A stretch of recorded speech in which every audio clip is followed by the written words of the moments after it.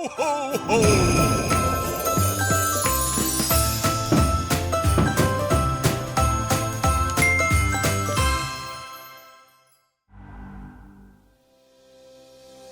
Polemik baru muncul dari makan bergizi gratis. Memasuki masa libur sekolah, sejumlah pihak membahas keberlanjutan nasib program prioritas Presiden ini. Dari pihak penyelenggara MBG, Badan Gizi Nasional, program ini direncanakan tetap berjalan hingga masa libur sekolah di Januari nanti.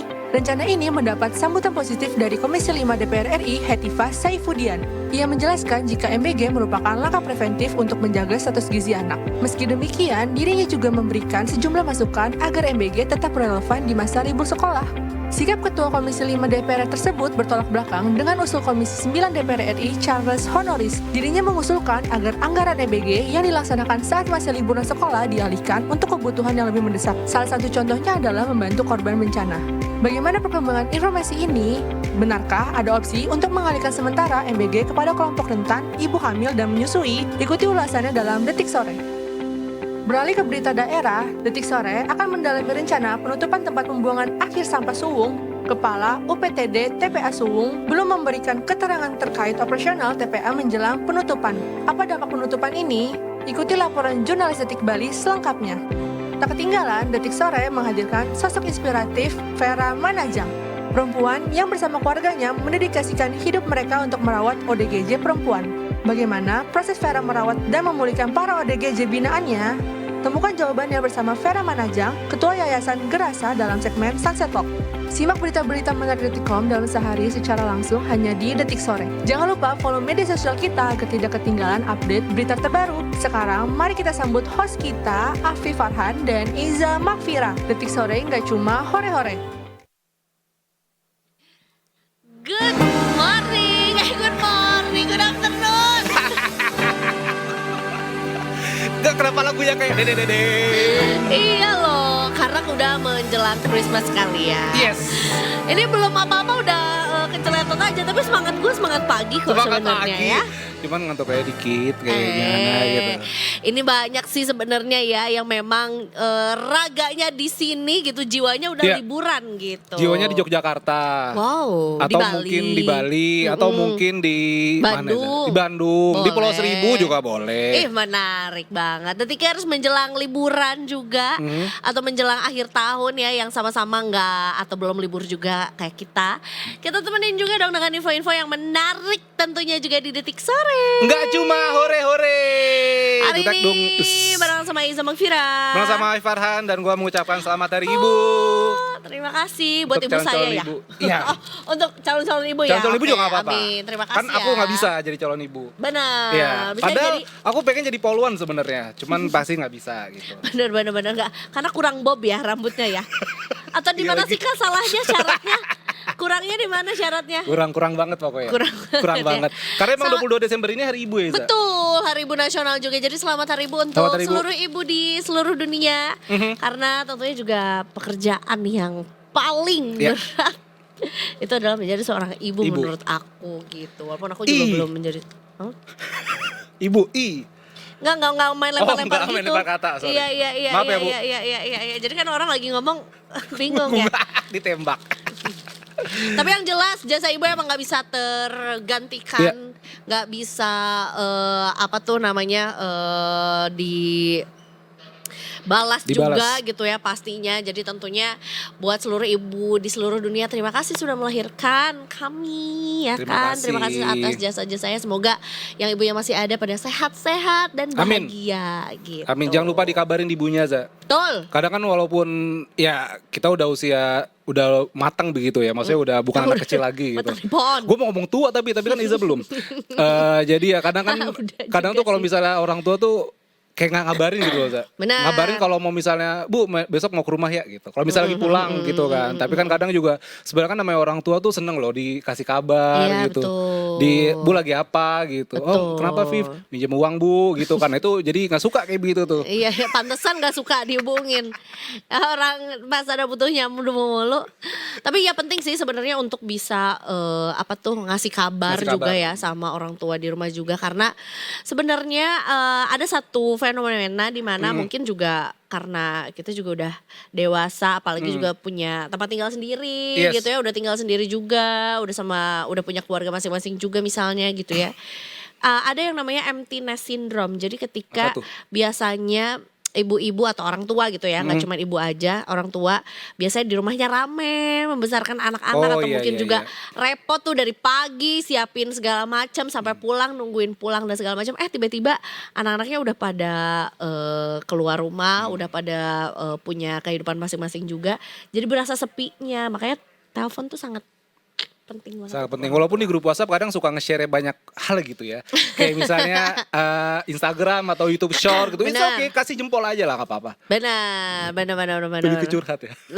Biasanya nge-share apa emang? Banyak Za, kayak misalnya tanaman herbal. Terus misalnya 5 kebiasaan banyak sering duduk. Bahayanya sering duduk gitu. Sering duduk. Oh ya, informasi kesehatan. Kesehatan gitu. Itu udah paling penting tuh. Ya, bukan paling penting, paling sering. Paling sering banget. Benar. Banget. Tapi ini juga nggak kalah menyenangkan untuk di-share juga. Apa tuh? Terutama mungkin juga buat yang sama-sama menantikan seperti apa sih atau kayak sebesar apa sih kenaikan UMP dari Jakarta dulu aja ya. Karena kan sebenarnya juga kenaikan UMP kan maunya juga serentak di seluruh provinsi ya, di seluruh Indonesia juga disesuaikan dengan ya kondisi provinsi atau daerahnya masing-masing juga gitu. Nah, jadi UMP 2026 di Jakarta gitu sebetulnya juga udah ditetapkan per hari ini. Ini udah diumumkan juga sama Pemprov DKI Jakarta yang menargetkan pembahasan upah minimum provinsi UMP Jakarta 2026. Rampung di hari ini pertanggal 22 Desember 2025 juga. Apakah ini adalah sebagai bentuk juga Hari Ibu? Kado Hari Ibu juga ya kan? Karena banyak juga kan para perempuan-perempuan di luar sana yang juga tidak hanya menjadi ibu juga tapi juga menjadi seorang pekerja gitu. Nah, jadi disampaikan juga dari Gubernur DKI Jakarta Pramono Anung menyebut pembahasan hari ini udah memasuki tahap akhir. Dan kemudian mudah-mudahan hari ini juga katanya selesai gitu. Pokoknya acuan dari kenaikan UMP terutama untuk di Jakarta itu tuh mengacu pada peraturan pemerintah atau PP nomor 49 tahun 2025. Dan besaran kenaikan UMP berada pada rentang 0,5 hingga 0,9. Jadi dia mengatakan banyak yang dibahas, antara lain adalah mengenai buruh dan juga pengusahanya. Dan yang jelas Pemprov DKI hadir sebagai penengah juga biar ketemu tuh keinginannya dan juga kemampuannya juga antara para pekerja ya, kaum buruh dan juga para pengusaha gitu. Tapi yang jelas ada beberapa insentif bagi para buruh di Jakarta juga yang meliputi kemudahan transportasi, layanan kesehatan, air minum dari Pamjaya dengan harga yang lebih murah dan lain-lainnya juga. Mudah-mudahan bisa terlaksana ya. Karena kalau mungkin kalau misalnya kenaikannya belum sesuai dengan yang diharapkan atau mungkin juga kenaikannya oke lah cukup, tapi sebetulnya juga kebutuhan lain juga kan masih banyak yang harus dipenuhi. Seperti tarif Transjakarta yang juga naik misalnya. Masih gitu wacana ya. sih, tapi takutnya kalau naik kan ya bener sih Za. Makanya kita butuh insentif-insentif itu juga gitu. Kabarnya sih menjadi ini Za 5.669.000. Kabarnya naik 272.239. Ini masih kabarnya ada tickers ya. Masih kabarnya kira-kira 5 jutaan, berarti 5,6 tuh lah, 5,6 something lah. Akan naik di 2026 nantinya. Dan kalau misalnya udah, ini ngomongin uang juga ya Zaya. Akhir tahun biasanya kan banyak The Tickers punya tabungan tuh. Tabungan untuk liburan akhir tahun. Iza kira-kira mau liburan kemana? Waduh, kayaknya tahun ini aku gak liburan dulu deh akhir tahunnya. Karena mungkin aku akan berliburnya nanti aja ketika orang-orang lagi orang-orang kerja. Orang-orang lagi kerja, aku libur. Termasuk juga ini, mungkin banyak yang mempertimbangkan kalau sebenarnya kita juga nggak terlalu jauh sama bulan Ramadan. Dan juga akan mudik Lebaran juga. Februari itu ya. Februari itu udah mulai puasa kan, yang artinya juga bulan Maret kita udah Lebaran juga. Nah ini kan agak dekat tuh waktunya antara tahun baru dan juga Lebaran. Jadi banyak juga tuh yang katanya juga liburannya nanti aja habis Lebaran. Emang kenapa mau ngajakin kemana? Karena kalau bener sih ada juga orang mikir gitu liburan nanti aja pas habis Lebaran. Tapi ternyata Yogyakarta kota yang istimewa itu udah padat wisatawan. Wah, Padat banget. Itu di sosmed udah kelihatan rame banget. Bahkan Detik Sport tuh ada tim di Jogja ya, ya. Itu mereka bilang, aku wes turu aja lah. Tidur aja lah di rumah, katanya rame banget. Angel. Jadi memang memasuki pekan libur Natal. Gitu kan? Bener gak sih? Macet angel. Angel kan kalau macet kan. Nah kalau cari angel apa? Oh cari angel. Nah memasuki pekan libur Natal 2025 dan tahun baru Nataru Detikers, denyut wisata di koridor Solo, Klaten, Yogyakarta ini berdetak kencang. Pemerintah setempat mulai menerapkan rekayasa lalu lintas, menyiapkan kantong parkir hingga mengawasi tarif dan juga cuaca. Di Yogyakarta khususnya, Malioboro kembali menjadi epicentrum libur Nataru. Dan di kawasan Malioboro tidak hanya didominasi kendaraan plat AB, tapi juga daerah lain. Ini juga dari data CCTV di Smart Province DIY sampai pukul 3 sore kemarin kendaraan masuk DIY itu tercatat sebanyak 101.554 kendaraan. Sedangkan yang keluar itu 94.677. Lebih spesifik, data arus lalin di kawasan Malioboro hingga kemarin sore tercatat sebanyak 78.311 pergerakan kendaraan. Rame banget nih kayak Malioboro nih ya kan. Dan juga ini juga untuk Klaten dengan destinasi wisata air mengantisipasi tarif parkir nutuk atau tarif parkir sepihak saat libur Nataruza. Dan juga untuk tarif pelayanan parkir di tepi jalan umum untuk kendaraan roda 2 bermotor. Kendaraan roda 2 bermotor ini Rp1.000 per sekali parkir per hari. Sedangkan roda 4 itu 2.000 per sekali parkir per hari. Di Sub Jogja memprediksi lonjakan wisatawan mencapai 7 juta orang. Wow. Dengan total 9,38 juta pergerakan ke Jogja. Bayangin bapia patok habis loh. Benar. Walaupun sekarang bapia udah banyak jenisnya juga ya. Oh iya, nomor-nomornya ya? Benar, nomor-nomornya termasuk sekarang juga udah ada yang pakai belangkon, ada yang bentuknya bolu dan segala macam. Lagi. Ada yang satu-satu di ini di packing iya. Gitu. Terus rasa red velvet, rasa apa? Itu dia. Tapi mudah-mudahan juga ya pariwisata di sana juga makin berkembang juga karena memang banyak sih ya, nggak cuma dari masyarakat dari Jakarta aja let's say yang juga butuh ketenangan di Yogyakarta juga. Selamat liburan deh buat yang mampir-mampir ke Jogja. Cuacanya kayak apa Jogja? Hujan juga nggak katanya? Kayak sih hujan rata kan sepulau Jawa. Oh, tapi besar atau gimana? Informasi? Sedang, intensitasnya sedang. Tapi Iza lebih suka bapia patok yang kering apa yang basah? Karena kalau basah kena hujan. Kalau bukan hujan kan lu lebih suka bapia patok yang kering apa yang basah? Nah, kalau yang kering aku nggak bisa makan banyak. Karena seret. Sama iya. Bukannya gimana ini lebih ke selera sih. Tapi suka juga. Karena memang kalau yang bapia yang kering atau yang original memang harus wajib khususon yang kacang ijo. Iya, itu yang basah biasanya. Kalau yang basah gue bisa nggak berhenti sih. Iya kan? Iya. Nah, yang basah itu tuh yang basah nggak bisa berlama-lama kan dia kan. Harus cepet dihabisin kan, Pak? Benar, ya, benar, kan? Betul. Oleh-oleh Jogja apalagi ya yang menarik? Selain bapia. Boleh dong menitip wedang uwu. Lucu. Gudeg basah, gudeg kering. Biar buat ini nih batuk-batuk. Kopi jos. Nggak bisa dibawa. Iya. Oh iya ntar nitip arang ya Pak. Apa? Oh nggak sehat. Kalau sering. Tahu nggak kopi jos itu nggak baik untuk mata. Lu bayangin arang sepanas itu ya Za. Kena mata itu nggak direkomendasikan oleh dokter manapun juga gitu ya. Apa ini nih makanan yang paling terlintas kalau kebayang kalau dengar kata Jogja? Guys, gua mau rekomendasikan apa makanan tuh? Jogja di Jogja walaupun aku nggak tahu deh khas atau enggak tapi yang jelas ini cukup legendaris juga yaitu adalah sop kepala ikan samaji. Di Jalan Sangaji apa Samaji? Sangaji ya? Sop kepala ikan Samaji. Sangaji. Wah, Masya Allah. Enak itu dia. Itu dia. Google reviewnya 4,4 loh. Gak bisa, menurut gua harusnya 5,5/5. Gak bisa, I've never Ini enak, eaten ini gulai ya? Gulai kepala ikan Sangaji. Sop kuning, macam-macam. Enak lagi. Ada nila. Tunjukin kamera. Aduh dari kecil lagi, tunggu ya. Bentar. Pokoknya gue mau meng-encourage siapapun Ini makanan udah lama. Iya, dia dari maksudnya tahun udah berapa dari ya? berdiri tahun berapa gitu. Bentar, gue lagi loading. WiFi-nya nih, Detik Network nih, mana nih? Nih.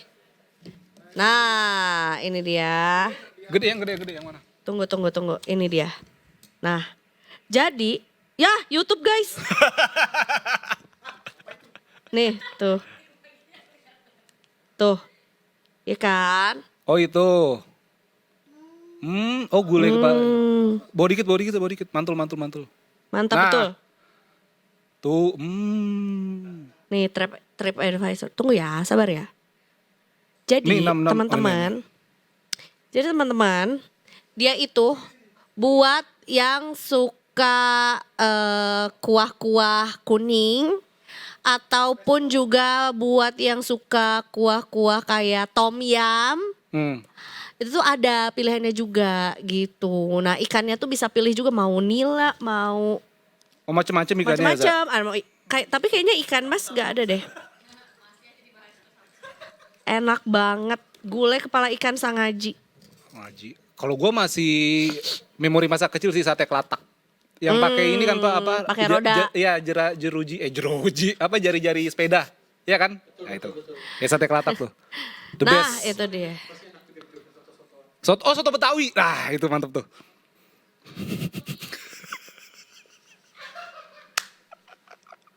Gue kalau soto Betawi, mohon maaf ya.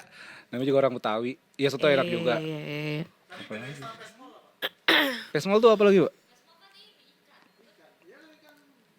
Pesmol tuh pepes bukan sih? Yang diurep pakai daun pisang? Molnya Ini apa? enggak.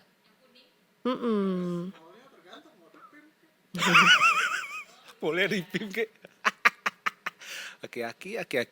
Jadi kalau misalnya ke Jogja ya pokoknya mungkin bisa diperhatikan lagi ya Zah ya. Maksudnya kalau misalnya ya pengen banget mungkin berangkatnya lebih pagi begitu kan atau mungkin dari sekarang juga udah telat gak sih? Betul. Tapi sebenarnya menurut aku juga biasanya kalau yang mau liburan tuh udah dari jauh-jauh hari juga udah booking gitu dulu ya. sih. Udah booking duluan juga. Tapi nggak masalah kalau misalnya memang mau go show gitu ya, persiapkan aja dengan matang. Jangan lupa untuk cek juga cuacanya seperti apa. Jadi disesuaikan juga dengan apa yang kita bawa, yang kita pakai juga gitu. Betul. Oh iya di pantai kan ke Jogja tuh Gunung Kidul Pak ya, di pantai tuh banyak ya. Jangan pakai baju hijau The Tickers. Nah kalau Jogja itu rame Za, justru Bali sebaliknya. Nah iya kan? Iya lagi. Kemarin gue sempat lihat story temen gue kebanjiran dan ke bandara harus melalui jalanan yang cukup tergenang banjir dengan perahu karet. Astaga. Ngejar. Itu baru. Beberapa hari yang lalu ya, mungkin kayak sekitar 4 harian yang lalu, belum sampai seminggu yang lalu juga gitu. Ya kan, ada yang mungkin berencana untuk berlibur ke Bali, The Tickers, di liburan kali ini. Karena kayaknya juga perlu ceki-ceki juga ya. Iya, karena memang ini dari Detik Travel ya Zah ya. Karena memang selain Bali itu banjir yang mungkin jadi orang berpikir wah kesana takutnya banjir begitu kan. Tapi memang di Terminal 3 Bandara Soekarno-Hatta Sabtu kemarin ini akhir pekan kemarin Zah, itu sepi banget penerbangan yang mau ke Bali Zah. Di Bali pun juga di sana juga sepi. Jadi memang bener kata Iza banjir tuh beberapa titik Denpasar terus sampai Sunset Road itu juga kayak sempat kena banjir deh. Jadi mungkin juga akhirnya traveler itu bikin kayak mikir gitu kayak wah ntar jauh-jauh ke Bali udah bayar tiket pesawat mehong ya kan lumayan kan akhir tahun kan. Ya ternyata ntar di sana banjir begitu. Makanya. Dan memang ya okupansi hotel juga kabarnya lagi sepi di sana Za. Marah nih dari data dari PHRI ya Za ya, Persatuan Hotel Republik Indonesia, okupansi hotel maupun penginapan turun dari 66% menjadi 58%. Wah, padahal sebenarnya harusnya Nataru menjadi satu momen untuk mendulang gitu ya, wisatawan juga mau berbagai tempat wisata ataupun destinasi wisata gitu ya. Biasanya ini adalah high season tapi malah turun ya katanya ya. Lumayan juga ya penurunannya lumayan, ya. lumayan 10% loh. 10%. Harusnya kan kenaikan yang biasanya tuh suka cukup dimanfaatkan juga nih. Biasanya kan rate di akhir tahun atau pada saat mau Nataru tuh malah hotel jadi lebih tinggi lebih mahal. gitu ya, lebih mahal. Atau mungkin juga destinasi-destinasi wisata juga punya paket-paket yang spesial gitu untuk akhir tahun juga. Tapi malah menurun ternyata juga ya. Mungkin juga sebetulnya ya siapa sih yang enggak deg-degan gitu ya kalau ngomongin soal adanya kondisi alam kayak hujan yang intensitasnya tinggi sampai ke banjir. Jadi kayaknya memang harus cukup berbenah lah ya, gimana caranya biar Bali nggak banjir terus gitu, ya kan? Iya benar-benar banjir, macet juga Za. Terus juga katanya tuh ada ini Za, soal akomodasi liar yang bikin maksudnya? akhirnya jadi mantan wakil gubernur Bali ini Za mengakui akomodasi liar ini menjadi salah satu penyebab okupansi hotel itu turun. Dan namanya akomodasi liar kan Za, kan kadang kita nggak tahu ya, namanya wisatawan mesen di situ harganya murah, tahu-tahu pas datang tempatnya kurang bagus, tahu-tahu dibohongin, tahu-tahu scam ya kan. Itu kan juga yang akhirnya membuat ya wisatawan akhirnya mikir-mikir lagi kan, kayak masa mau liburan jadinya malah kesusahan begitu Detikers. Iya begitu, termasuk juga itu tuh pembangunan si lift pantai itu yang nggak jadi. Di Seminyak apa itu ya kalau nggak salah? Bukan, di Kelingking. Di Kelingking ya, Iya, Nusa Dua betul, ya. Kelingking Beach juga gak jadi juga tuh. Jadi kayaknya mesti banyak nih yang diperbaiki ya, di ceki-ceki lagi juga biar wisatawan makin semangat untuk datang ke Bali ya. Gitu. Apalagi juga sebetulnya Bali kan terkenal juga dengan alamnya gitu ya. Masa sih pada saat datang ke sana malah banjir juga ya. Semangat pariwisata Bali juga. Nah, di Berita Nusantara kita Za, nanti kita juga ngomongin soal Bali tapi bukan pariwisata aja Detikers. Kita ngomongin soal dampak penutupan TPA Suwung, tempat pembuangan akhir. Ini kan juga jadi mata rantai yang luas begitu ya Za, ketika ada banjir ya pasti ya mungkin gara-gara sungainya kotor, mungkin karena sampahnya menumpuk, jangan-jangan TPA juga bermasalah. Nah itu dia, makanya kita perlu untuk cari tahu lebih dalam lagi juga ya. Langsung nanti dari jurnalis Detik Bali juga yang akan melaporkan dari TPA Suwung juga ya. Ini kalau penutupan TPA Suwung ditutup nanti apakah malah jadi melahirkan satu masalah yang baru gitu kan? Apa kayak di Tangerang Za? Kenapa tuh? Yang kemarin tuh yang TPA ditutup, terus sampahnya di pinggir jalan. Nah. Terus ditutupin sama terpal, disiram sama air biar nggak bau. Nah itu, tapi airnya tuh ada campurannya, pada campuran kimia yang bikin kan wangi. Bukan berarti ditutup kain, abis gitu pas dibuka lagi jadi hilang, nggak sulap gitu kan? Enggak, dibuka lagi gosong, belum dibalik ternyata. Detikers, kita break dulu, habis ini kita balik lagi dengan banyak informasi lainnya. Jangan lupa kamu juga bisa komen di Detikcom, di YouTube juga, di TikTok juga. Alright, guys, we'll be right back, tentunya masih di Detik Sore. Gak cuma hore-hore, ho-ho-ho.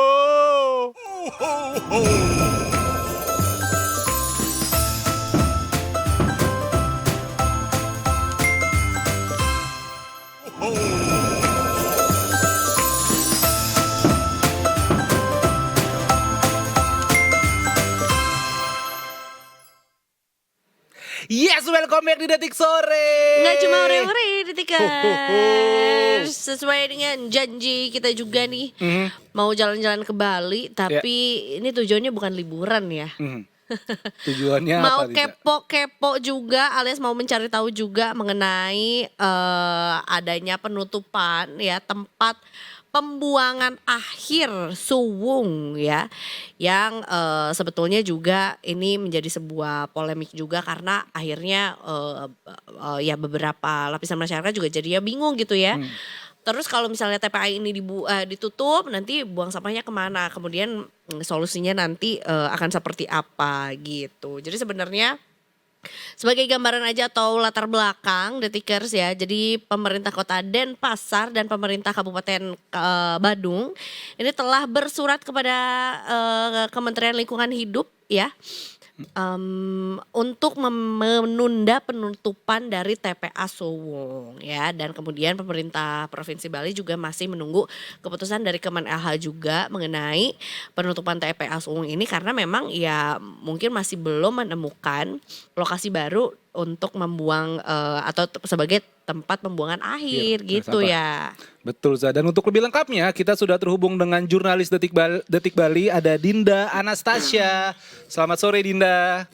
Selamat sore, suara saya terdengar jelas? Terdengar jelas jelas banget. Oh, ya. Halo, selamat sore Dinda, apakah Halo. Di belakang ini ada truk-truk yang terparkir, jadinya memang berada di lokasi TPA Suwung. Iya, betul. Oke, jadi kita dapat informasi juga bahwa sebetulnya ada isu gitu ya bahwa TPA Sumbung ini mesti ditutup gitu ya dalam periode tertentu gitu. Tapi sebetulnya juga dari pemerintah daerah sendiri menyurati kementerian gitu ya, Kementerian Lingkungan Hidup untuk menunda dulu gitu ya penutupan dari TPA Suwung ini. Nah, mungkin boleh bercerita dulu awal mulanya seperti apa sebetulnya polemik ini bisa terjadi, Dinda? Jadi TPA Suwung itu ditutup karena harus menghentikan sistem pembuangan terbuka atau open dumping. Itu dianggap tidak ramah lingkungan karena bisa mencemari lingkungan ya. Jadi berdasarkan keputusan Menteri Lingkungan Hidup nomor 921 tahun 2025 itu membatasi pembuangan selama 180 hari yang mana sampai besok tanggal 23 Desember. Begitu. Oke, baik. Dan TPA Suwung ini merupakan tempat buangan akhir yang paling besar di Denpasar begitu ya, Dinda? Iya, betul. Ini TPA Suwung ini menampung dari Denpasar dan Badung. Oke. Baik, dan sebetulnya juga apa yang akhirnya membuat TPA Suwung ini juga harus ditutup dengan tenggat waktu yang cukup dekat, mengingat juga sebetulnya ini kan sudah menjelang liburan dan akhir tahun juga, dan sepertinya juga cukup umum juga diketahui bahwa musim liburan banyak yang datang ke Bali, tentunya juga volume sampah gitu atau pembuangan juga semakin meningkat juga. Apakah ini sebetulnya satu tindakan yang perlu gitu dilakukan sekarang? Benar. Kalau dari sisi kebijakan lingkungan itu, keputusan ini sebenarnya sudah tepat karena open dumping itu sudah tidak sesuai standar dan berpotensi mencemari lingkungan. Namun fakta di lapangan itu masih banyak supir-supir truk yang masih belum dapat arahan dan masih bingung ke depannya harus bagaimana. Kan ini juga mata pencaharian mereka ya. Terus saya juga sempat bertanya-tanya dengan masyarakat di lingkungan sini, mereka juga masih bingung ke depannya harus buang sampah di mana, karena masih belum ada arahan yang jelas mengenai hal itu. Baik, kalau misalnya masih bingung berarti memang seperti ya kita lihat di layar ya, di belakang Dinda ini ada begitu banyak truk-truk yang terparkir dong begitu ya, Dinda? Ya betul, itu sampai belakang sana dan itu katanya sekitar 2 kilometer itu truk-truknya itu antri, dan kemungkinan besar ini berdasarkan info yang saya dapat dari supir truk itu setelah penutupan bisa sampai kanan kiri, jadi di dua sisi ini mungkin bakal 4 kilometer panjangnya antri. Oh wow, sempat berbincang atau mungkin juga ada keterangan yang didapatkan juga dari para supir truk atau mungkin juga para pengusaha sampai kapan gitu ya antrean ini akan terus terjadi, karena hingga saat ini juga masih belum boleh gitu ya untuk membuang sampah juga di TPA Suwung. Kalau saat ini masih bisa, tapi supir truk juga masih belum tahu ke depannya, terutama untuk besok apakah masih bisa atau tidak, karena belum ada arahan juga. Oke, baik. Apakah ada TPA alternatif begitu, Dinda, di sekitar sana? Hingga saat ini masih belum ada, tapi pemerintah itu mau memaksimalkan TPS 3R, TPA modern, dan TPST. Baik, dan iya sebetulnya juga dari pemerintah daerah gitu ya, yang kami tangkap sebetulnya di situ adalah dari pemerintah Kota Denpasar dan juga Badung gitu ya. Apakah sebetulnya juga udah ada sistem pengelolaan atau pembuangan yang sebetulnya mungkin disepakati antara Pemprov dengan Kemen-LH atas ditutupnya dari TPA Suwung ini gitu? Secara formal keputusan penutupan ini didasarkan pada keputusan Kemen-LH dan pelaksanaannya dikoordinasikan antara Pemprov Bali dengan pemerintah kota atau kabupaten. Namun sampai saat ini belum ada pembahasan lanjutan mengenai penundaan atau sistem detail yang disepakati bersama. Pemerintah provinsi juga masih menunggu keputusan dari Kementerian Lingkungan Hidup juga. Iya ya, jadi atas permohonan. Iya, jadi masih sama-sama menunggu gitu ya. Iya, dari betul. pemerintah tingkat kota menunggu provinsi, dari provinsi juga mesti menunggu juga dari tingkat kementerian begitu ya. Ya, betul. Sedangkan untuk masyarakat Bali sendiri begitu Dinda yang khususnya di Denpasar begitu, apakah mereka juga kemudian bingung begitu kalau ya secara kalau misalnya tinggal di komplek perumahan kan biasa ada jadwal tuh ada jadwal ngambil sampah gitu. Apakah dengan sekarang TPA Sung ditutup masyarakat jadinya nggak ada lagi nih apa mobil-mobil yang datang untuk mengambil sampah begitu Dinda? Ya, pasti ada kebingungan di masyarakat ya Pak, karena biasanya kan ada terjadwal gitu pengambilan sampahnya. Sekarang juga masyarakat jadi bingung. Iya. Takutnya malah dibuang sembarangan nanti. Nah itu dia, atau mungkin malah terjadi penumpukan di pinggir jalan lah gitu, atau mungkin juga di tempat-tempat umum juga begitu. Mengenai kondisi di sana juga, karena memang juga masih terdapat antrian juga untuk membuang sampah juga. Apakah sebetulnya sudah terdengar mungkin adanya protes atau mungkin juga maksudnya pendapat-pendapat yang juga disampaikan oleh bapak-bapak supir truk atau mungkin juga dari siapapun yang masih berada di sana? Kalau untuk anggapannya kalau untuk unjuk rasa gitu belum ada sih, untuk mengadakan protes itu belum ada. Tapi sempat ada dari swaklola juga ingin melakukan unjuk rasa, cuman sudah sempat ada perbincangan mengenai hal itu. Ya, jadi belum ada sih. Baik, bahkan ini juga di Titik Bali, Gubernur Wayan Koster juga memastikan memang TPA Suwung ini ditutup sesuai jadwal ya tanggal 23 Desember.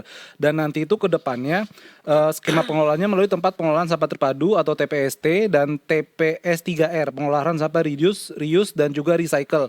Tapi pertanyaannya apakah sudah siap begitu Dinda TPST yang lain begitu? Karena kan memang ya tadi kata Iza ini udah akhir tahun, ya mungkin banyak wisatawan datang, sampah pada menumpuk. Jadi ya apakah sampah-sampah bisa dibuang di tempat sesuai ke tempatnya begitu? Saya juga sempat datang ke TPS 3R dan di sana mesinnya juga belum terlalu memadai. Dan ada juga mesin yang belum datang. Jadi supir-supir di sini juga memohon supaya ditunda dulu. Dan supir juga ada mengatakan kebijakan ini sebenarnya baik, cuman ditunda dulu sampai menemukan solusi dan saat udah pas gitu. Termasuk juga itu ya kapasitas dari TPSD yang baru juga apakah sebetulnya bisa juga nggak sih menampung jumlah atau volume sampah yang biasanya ditampung oleh TPA Sawang juga, sepertinya juga belum ada kepastian mengenai hal itu ya. Belum ada. Karena setiap harinya TPA Sung ini menampung dari Denpasar itu sekitar 700 ton. Wow. Ya. Wow. Iya itu dia makanya. Apakah sebetulnya juga ada himbauan kepada masyarakat sama pemilik tempat wisata atau mungkin juga sama para pelaku bisnis juga untuk nggak tahu mengurangi volume sampahnya atau mungkin juga bisa mengolah sampahnya sendiri atau seperti apa? Ada himbauan nggak sih sebetulnya? Saya sempat bertanya juga kepada masyarakat sekitar, itu katanya belum ada arahan. Sejauh ini belum ada arahan, cuman dari arahan untuk tebal modern seperti itu. Oke, itu dia. Iya. Jadi bingung, semua bingung. Bahkan terakhir Dinda, ini juga satu juga yang bingung yaitu adalah supir truk dan juga mungkin para pemulung di sana. Karena gue baca Detik Bali, karena memang ternyata banyak juga masyarakat yang mencari nafkah begitu di sana begitu, entah mengumpulkan botol plastik dan lainnya. Itu bagaimana Dinda nasibnya? Itu nasibnya juga sampai saat ini belum ada kejelasan, karena baru sekali tadi pagi saya ada wawancara ke supir truk, itu mereka juga masih belum tahu, padahal besok sudah penutupan. Nah itu dia. Baiklah, padahal sebenarnya juga ini juga udah hari Senin sore juga. Iya sih, iya bener ya. Jadi keputusannya memang harus ditunggu atau mungkin berlakukan secepatnya juga, karena kalau enggak ya itu tadi dia ya kemungkinan buruk yang terjadi adalah tidak adanya pengangkutan sampah atau mungkin juga sampahnya juga bisa jadi tercecer kemana-mana karena tidak ada TPA juga atau tempat penampungan begitu ya. Baiklah kalau begitu Dinda, kalau tadi kita sempat bacakan juga sih bahwa adanya penurunan ini terlepas dari ngomongin soal sampah nih, ngomongin soal pariwisata, katanya juga sebetulnya Bali mengalami lumayan penurunan yang lumayan nih, sekitar 10% juga kalau dari data PHRI mengenai wisatawan. Di sana emangnya sepi atau mungkin sebetulnya rame-rame aja di daerah Dinda? Berdasarkan pengamatan saya, ini lumayan menurun ya dibanding dari tahun sebelumnya. Karena biasanya tahun lalu itu kalau macet benar udah sampai parah banget. Kalau sekarang sih tergolong masih kondusif ya. Betul, karena ini daerah Denpasar ya. Setidaknya ada yang melalui daerahnya Dinda juga dari bandara dari nih. bandara lewat Denpasar gitu. bisa, atau hotelnya di situ juga bisa. Betul. Baiklah kalau begitu. Terima kasih banyak Dinda sudah melaporkan juga dari Bali langsung ya. Kita nantikan berita lainnya juga dari Detik Bali. Selamat sore. Selamat sore Dinda, terima kasih. Terima kasih. Terima kasih. Terima kasih Dinda. Patokannya bener tadi jalannya masih lancar ya, masih lancar, belum macet biasanya. Karena memang kan kalau bisa di pariwisata begitu udah patokannya kayak di Bandung deh, kalau udah macet tuh udah mau pulang udah sampai sini, ya udah nikmatin aja begitu kan. Benar. Walaupun sebenarnya kita masih bisa nantikan juga karena puncak dari tanggal merahnya atau liburannya itu memang di tanggal 24, 25 dan 26 untuk Natal ya. Rabu, Kamis, Jumat ini kan. Betul, karena kan memang masih banyak juga ya yang ngantor hari ini. Iya, ini seperti teman-teman ini. Seperti teman-teman. Ada juga kita. Seperti kamu mungkin Detikers juga ya yang nonton kita juga dari kantor atau mungkin dari dimanapun lah tempat bekerjaannya ya. Walaupun ada himbauan juga buat yang WFA atau ya, ada yang kantornya WFA, ada yang hari ini hari terakhir. Kenapa hari terakhirnya kenapa Senin sih? Biar upacara dulu kali, masuk upacara, besok libur gitu. Nah ngomongin soal upacara juga, kalau anak-anak sekolah tuh hari ini sebetulnya ada sebagian yang bagi rapot. Ada dari kemarin juga ada kalau nggak salah, kayak minggu-minggu ini deh, kayak minggu-minggu ini ya, bagi rapot juga kemarin udah gitu. Selamat liburan berarti udah Selamat officially. Kalau anak sekolah udah pada bagi rapot, itulah official liburan dimulai ya. Biasanya kelas meeting dulu sih. Ada nggak sih? Zaman sekarang kelas meeting. Remedial banyak pasti nggak liburan. Emang zaman sekarang masih ada remedial? Dia ngomong dia nggak tahu. Tapi kalau sekolah libur kira-kira ya Zat, MBG-nya tetap dikirim nggak ya? Ada informasi juga bahwa sekarang nggak mau kalah sama restoran-restoran Amerika, delivery. Wow, MBG-nya dikirim gitu. Nah iya karena katanya biar masih tetap bisa memenuhi kebutuhan gizi anak-anak walaupun juga masa liburan sudah datang. Nah Bapak bukan anak-anak, Bapak gak usah begini. Saya anak aja, gak pakai anak aja. Kayak anak aja pokoknya. Bergizi. Kurang kayak. 4 sehat 5 bingung. Nah Detikers, nanti kita di editorial kita bakal ngomongin soal MBG yang mana ini sebenarnya jadi polemik ya Zah.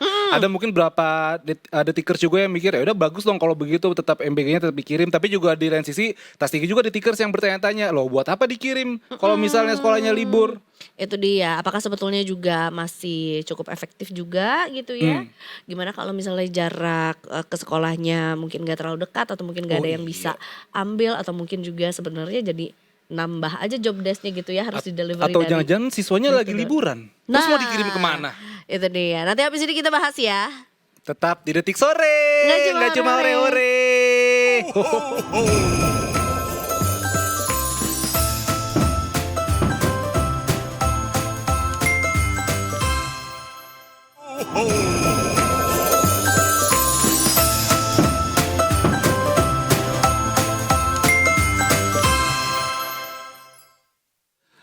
Welcome back to Detik Sore. Nggak cuma hore-hore. Ini senyuman kita lebar tuh gara-gara ternyata yang libur tuh bukan yang nggak libur tuh bukan cuman kita aja. Ini juga kayaknya banyak yang nggak libur juga nih. Petugas MBG ya. Nah tapi masalahnya ini malah jadi satu polemik nih ya. Seperti yang kita tahu juga bahwa sebetulnya salah satu penerima atau target MBG terbesar itu adalah dari kalangan para pelajar gitu ya. Dari PAUD, SD, SMP, SMA, SMK gitu ya. Itu juga memang menerima EBG gitu, alias makan bergizi gratis juga. Tapi kan kita tahu bahwa sekarang udah mulai musim liburan. Semester ganjil. Libur akhir tahun, libur Natal, tahun baru, ganti semester gitu ya, kurang lebih seperti itu. Tapi katanya MBG-nya nggak libur. Tetap masuk MBG-nya. Belajar di rumah. Nah, sama nih kayak akal-akalan guru zaman kita ya. Yaitu adalah bukan libur ya, tapi belajar di rumah. Di rumah, Nah, iya. ini juga MBG-nya nggak libur ya, tapi makan di rumah. Alias katanya MBG-nya masih bakalan distribusikan gitu ya untuk para pelajar yang lagi libur sekolah melalui delivery gitu ya, ataupun juga bisa diambil langsung di rumah di sekolah gitu. Jadi ini disampaikan juga sama Kepala Badan Gizi Nasional Dadan Hindayana mengenai program MBG di masa libur. Katanya program ini tetap berjalan sebagaimana mestinya juga karena demi perbaikan gizi anak sekalipun sekolah telah diliburkan bahkan sampai awal Januari 2026 juga. Ada 4 hal sebenarnya yang perlu diketahui terkait MBG yang tetap berjalan di masa liburan.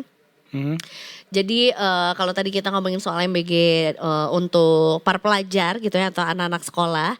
Nah, MBG juga kan sebetulnya juga menyasarnya nggak cuma untuk anak sekolah aja, tapi juga untuk 1000 hari pertama kehidupan anak alias dari masa ibunya hamil sampai ibu menyusui. Nah, ini untuk MBG ibu hamil dan menyusui itu tuh tetap dilaksanakan juga, nggak berpengaruh sama liburan sekolah ya lah ya kalau itu. Jadi masih bisa didapatkan melalui posyandu terdekat dari tempat tinggal ibu hamil, menyusui ataupun juga balita. Terus kalau yang kedua ini balik lagi nih ngomongin soal MBG untuk anak-anak sekolah alias siswa. Jadinya betul inventarisasi beberapa jumlah anak yang bersedia mengambil MBG itu dilakukan juga. Jadi ada di data dulu nih sebelum liburan kemarin, mana yang mau ngambil langsung ke sekolah, mana yang mau diantarin ke rumahnya masing-masing juga gitu. Oke, terus juga yang ketiga nih Za, variasi menunya, menu MBG di saat libur. Dadan mengatakan di awal libur sekolah siswa akan diberi menu siap santap seperti telur, buah, susu, abon atau dendeng. Menu tersebut berjalan. Bukan dendeng tahu. Dendeng. Oh ini kalau misalnya dendengnya banyak, dedeng gitu kan. Jadi menu tersebut berjalan maksimal selama 4 hari detikers. Sementara itu WKBGN Nanik menyebutkan menu MBG selama libur bisa menyesuaikan menjadi bahan kering. Ia mengatakan menu yang disiapkan terdiri dari buah, susu, roti dan juga telur asin. Dan BGN juga siapkan opsi delivery ke rumah siswa seperti tadi Iza bilang. Jadi Satuan Pelayanan Pemenuhan Gizi atau SPPG ini nanti mungkin akan mengantarkan ke rumah-rumah siswa Iza. Tapi itu tentu ada kesepakatan antara pihak sekolah dan juga SPPG ini. Ya alias dapur dari Iya. makan bergizi gratisnya juga gitu ya, menyanggupi atau enggak untuk bisa mengirimkan si menu atau makanan bergizi ini ke rumah-rumah juga. Walaupun sebenarnya ada pernyataan yang cukup kontradiktif juga. Ini juga baru diupdate per hari ini 22 Desember jam 8.51 pagi. Kalau Wakil Kepala BGN ya, Ibu Nanik Sudaryati Deang ini justru menepis opsi delivery MBG. Kalau tadi kan kita mengenal fakta-fakta mengenai MBG untuk para siswa yang salah satunya adalah bisa diantarin ke rumah, tapi justru malah ditepis sama Wakil Kepala BGN-nya sendiri gitu. Katanya MBG untuk siswa itu tidak diantarkan ke rumah. Diulangi ya, saya ulang, MBG itu tidak diantar ke rumah-rumah. Yang diantar ke rumah itu hanya untuk 3 kategori, yaitu adalah untuk ibu hamil, ibu menyusui, dan juga untuk balita gitu. Termasuk itu pun juga dalam kondisi-kondisi tertentu gitu ya, dimana ketika memang si keluarga atau si ibu menyusui atau ibu hamilnya ini juga tidak menyanggupi untuk bisa datang ke posyandu atau bisa mengambil sendiri gitu. Iya betul. Dan juga nih di hal ini juga sebenarnya menjadi menjadi perdebatan begitu ya. Ada beberapa pihak yang bilang kalau sebaiknya MBG di stop dulu karena libur sekolah. Tapi juga ada beberapa pihak yang juga ya tetap dijalankan dong karena kan memang ini programnya Pak Presiden begitu kan, dan juga namanya makanan kan nggak bisa libur Za. Ya kan. Dan salah satunya adalah dari Nasdem Za yang menyebut kalau siswa itu ragu kalau disuruh ambil MBG saat libur. Kenapa tuh? Jadi ini diungkapkan oleh Kapoksi Nasdem di Komisi 9 DPR Irma Suryani. Dia menyebut kalau banyak anak yang justru ragu gitu kalau udah libur tapi tetap kesuruh di sekolah untuk mengambil makanan begitu kan. Tapi memang kalau misalnya Irma juga bilang kalau misalnya bikinnya mampu gitu atau mungkin bisa merayu anak-anak yang mungkin tidak liburan sekolah begitu, nggak kemana-mana, yaudah datang aja ke sekolah begitu untuk ngambil makanannya begitu. Atau mungkin vibe-nya adalah kayak aduh udah liburan masih tetap ke sekolah aja. Kelas Mungkin meeting sebenernya. Iya kan kalau zaman dulu kalau libur kelas meeting tuh sebelum libur ya saya. Sebelum ngambil raport ya. Aku sebenarnya nggak punya istilah kelas meeting lagi pada saat sekolah dulu. Aduh aku ada lagi. Maksudnya gimana Kelas sih? meeting tuh kayak misalnya ini udah selesai ujian nih. Iya. Terus mau ngambil raport. Nah sebelum ngambil raport itu udah fase gak ada pelajaran kan. Nah itu biasa dulu tuh ada kelas meeting kalau misalnya ya kita anak 90-an juga kan sebenarnya. Ada kayak nanti main bola. 90-an gue lahir doang sekolah. Main bola. 90-an. Gak usah dipanjang-panjangin. Pokoknya intinya tuh kayak kelas meeting tuh kayak main bola. Terus ada main basket kayak ya olahraga lah. Dan itu juga ke sekolah udah siap-siap bawa baju ganti segala macem. Nah itu kalau zaman dulu tuh fase-fase kelas meeting tuh kayak bener-bener kayak enak lah ke sekolah tuh gak belajar. Jadi main bola, main basket begitu kan. Jadi intinya tetap ke sekolah tapi nggak belajar. Nggak belajar. Tapi gitu. itu sebelum dirapot ya, Za? Iya, Kalau dirapot udah libur. Iya. Tapi sebenarnya juga ini ada satu pernyataan juga yang cukup menarik juga disampaikan sama dari pakar dari UGM juga bahwa sebetulnya anggaran program MBG sendiri juga kan sebetulnya nggak kecil gitu ya. Memang sebetulnya niatnya juga untuk memenuhi kebutuhan gizi siswa selama sekolah. Nah pada saat libur sekolah ini disampaikan nih sama Guru Besar Fakultas Ekonomi dan juga Bisnis dari UGM Prof. Dr. R. Agus Sartono MBA bahwa sebetulnya keterserapan anggaran MBG untuk sasaran siswa itu cukup besar juga dan kalau pada saat libur gitu apakah sebetulnya cukup efektif dan apakah dana-dana tersebut akan dapat terserap karena untuk MBG sasaran siswa itu kan anggarannya 335 triliun.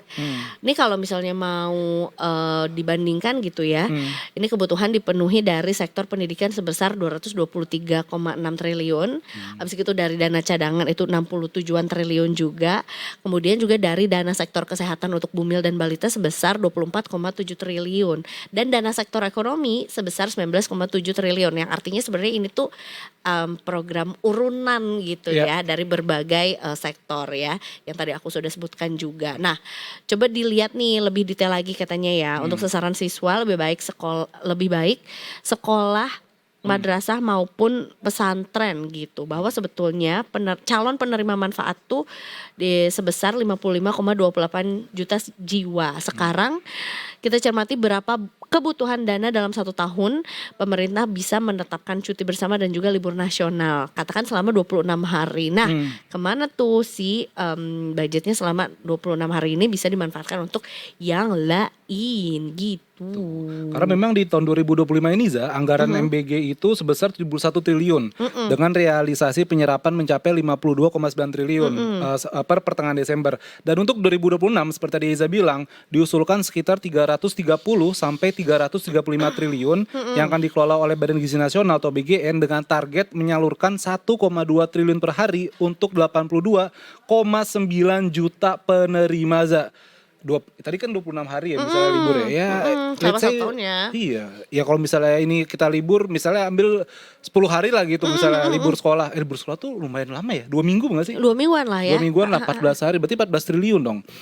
Iya. Karena kan memang beberapa anggota Komisi DPR juga itu kayak salah satunya nih Wakil Ketua Komisi 9 DPR Charles Honoris. Dia bilang kalau misalnya MBG ini dananya itu dialokasikan untuk kebutuhan lebih mendesak. Salah satunya bencana di Sumatera. Ya kan? Karena menurutnya pada masa libur sekolah orang tua itu memiliki peran lebih besar dalam pemenuhan gizi anak di rumah. Terlebih saat masa libur waktu yang dimiliki cukup banyak sehingga orang tua dinilai mampu menyiapkan makanan bergizi bagi anak-anak mereka. Jadi tetap bisa juga tuh ya salah satu perspektif lainnya juga untuk bisa bersubsidi silang juga gitu. Ini masih polemik juga sebetulnya Detikers walaupun sebetulnya juga liburannya juga sudah berlangsung. Ya, Ini sudah dimulai. Sudah mulai ya. Kita masih pastiin juga sebetulnya kan kalau misalnya hari ini bagi raport atau mungkin juga di minggu lalu juga udah selesai bagi raport, apakah sebetulnya juga masih terdistribusi gitu ya MBG-nya atau mungkin juga ada kondisi-kondisi lain juga di lapangan juga. Tapi yang jelas ya mudah-mudahan bisa dimanfaatkan ya. Karena kan itu kan dari duit kita juga. Iya, duit pajak gitu. juga. Biasanya kalau dekat-dekat sekolah, karena rumah gue berapa ada dekat sekolah, ini ada mobil SPPG biasanya, yang warna putih itu tuh. Betul. Ntar gue cek deh coba. Apa mau minta? Jet Prem. Jangan dong. Ini kan lagi libur nih, bahasa aja lah Pak, lumayan dapat susu, dapat dendeng, dapat abon begitu kan. Dendeng apa dendeng gak ya? Oh bukan dendeng. Kan dendeng Pak, dendeng. Iya kan. Iya. Itu tadi dia gitu ya. Jadi ini cukup tarik menarik juga nih nasib MBG juga masih banyak yang ada yang cukup pro juga ya, ada yang juga sebetulnya kontra juga, ada yang sebetulnya juga ya bagaimanapun juga semoga juga bisa dimanfaatkan sebaik-baiknya juga sama masyarakat, termasuk juga penyerapan dananya juga bisa dengan maksimal, jangan sampai bocor ke kanan ke kiri yang sebetulnya nggak kita ketahui juga gitu. Iyalah, kata Iza tadi duit kita ada tikar suara. Pajak kita juga gitu. Ya kalau misalnya emang beneran sampai terserap sampai ke akar-akarnya ya kita juga seneng ya saya. Iya. Adik-adik kita sama gizinya terpenuhi. Tapi kan ya jangan sampai justru nggak terserap Pak. Karena memang dia cukup besar sekali tuh anggarannya 1 triliun per hari. Betul.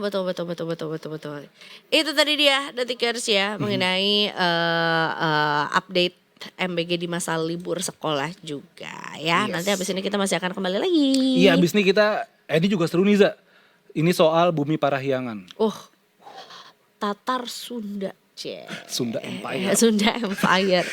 Nah, ini gimana caranya kalau kita mau membangun empire tapi ternyata nggak ada izinnya. Nah, betul, lagi ditahan dulu izinnya.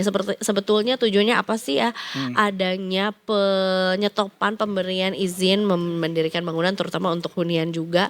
Terus gimana nih nasibnya buat Detikers yang rencananya 2026 resolusinya pengen punya rumah baru misalnya ya. Atau mungkin sebetulnya juga lagi ada rencana lainnya juga yang akan kita akan cari tahu juga. Makanya habis ini jangan lewatkan obrolan kita juga ya. Yes, bersama Pak Dadi Rohanadi anggota Komisi 9 DPRD Jawa Barat.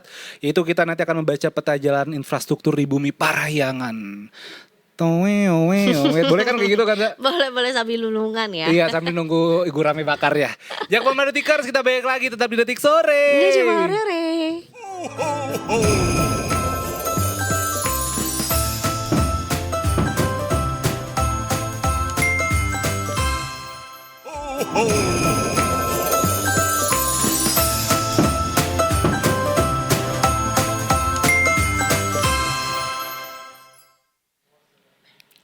Detikers, kita kembali lagi di Detik Sore. Nggak cuma hore-hore. Detikers, sore hari ini sebetulnya kita juga sudah kedatangan satu tamu yang juga begitu spesial. Mungkin juga menjawab polemik atau dilema juga gitu ya, polemik yang sedang terjadi di masyarakat, terutama masyarakat yang tinggal atau memiliki atau punya resolusi untuk tinggal di kota Bandung misalnya gitu atau ya. di Jawa Barat lebih luas ya. Nah, karena itu kan dia. Bogor itu Jawa Barat, Benar. Depok itu Jawa Barat juga kan. Gue ingetnya Bandung ya, padahal Jawa Barat maksud gue. Gara-gara ini topiknya sebenarnya membaca peta jalan infrastruktur di Bumi Parahyangan. Ya, oleh karena itu kita sudah berjumpa dengan anggota Komisi 4 DPRD Jawa Barat, Bapak Dadi Rohanadi. Selamat sore Bapak. Sore Pak Sampurasun. Rampes. Kumaha damang Pak. Alhamdulillah. Alhamdulillah. Saya Pangestu ya Pak ya, hari ini hadir ke Detik Sore. Terima kasih banyak Siap. Bapak sudah mampir ke Detik Sore juga, termasuk juga untuk ini ya menjawab kegalauan gitu ya. Padahal sebenarnya nggak semua hal harus dihadapi dengan kegalauan kayaknya ya Pak ya. Ya, saya kira tinggal tergantung kita menyikapi segala sesuatu. Nah itu dia, makanya kita mau ini juga nih Pak, mau bertanya juga bagaimana sebetulnya ini kan satu kebijakan, satu surat edaran yang diberikan langsung sama KDM ya, Gubernur Deddy Mulyadi juga, yang menghentikan sementara penerbitan izin pembangunan perumahan. Awalnya di Kota Bandung, kemudian meluas menjadi di Jawa Barat juga. Bapak bersama dengan rekan-rekan di Komisi 4 DPRD Jawa Barat, bagaimana Pak memandang kebijakan ini? Saya kebetulan waktu itu sebenarnya ketua pemenangan KDM bidang media karena saya dulu wartawan di Jakarta. Baik. Nah, tapi saya ambil keuntungan. Kang Deddy Mulyadi selalu disingkat KDM. Nama saya Dadi Rohanadi, akhirnya saya singkat KDR. Oh, Saya bilang, sama-sama di nih. dapil saya pakai sedikit-sedikit untuk tanda kutip menambah suara lah. Ya terkait dengan SE terakhir itu, saya kira memang yang paling utama tentu KDM tidak sembarang mengeluarkan surat edaran. Ini surat edaran yang bikin tanda kutip agak geger jagat. Yang kedua, karena geger jagat yang pertamanya terkait dengan penutupan pertambangan. Nah, usaha tambang izinnya dibekukan, meskipun belakangan saya tahu 76 sudah keluar izin baru. Nah, saya berharap sebenarnya juga tidak semua hantam kromo. Karena kan juga saya kira paling sederhana adalah kesesuaian pemakaian ruang dengan peruntukan ruang yang ada di Jawa Barat. Itu yang paling utama saya kira. Karena saya ingat betul di dalam Perda Tata Ruang, saya wakil ketua di penyusunan Perda Tata Ruang itu, kita tidak mengizinkan ada perusahaan tambang di perumahan. Tapi juga kan sebaliknya berbahaya juga jika ada membangun perumahan di wilayah-wilayah yang bukan peruntukannya. Saya kira sederhananya begitu kira-kira. Jadi ini sekali lagi poinnya adalah tidak sembarang juga KDM mengeluarkan surat edaran. Oke. Pasti ada pertimbangan. Bahkan surat edarannya ini KDM juga menekankan kalau khusus di daerah potensi rawan bencana ya Pak? Ya itu kan kita tahu artinya apa. Sesungguhnya KDM mencintai bangsa Jawa Barat. Jadi jangan sampai kemudian orang misal contoh Cianjur adalah daerah juga yang rawan. Kemudian dibangun perumahan-perumahan yang mendekati wilayah perbukitan. Kan itu rentan sebenarnya. Nah ini saya kira yang mesti dipertimbangkan, dibicarakan dari para pengembang itu dengan lihat kesesuaiannya dengan peruntukan ruang di tata ruang Jawa Barat. Kira-kira begitu saya kira.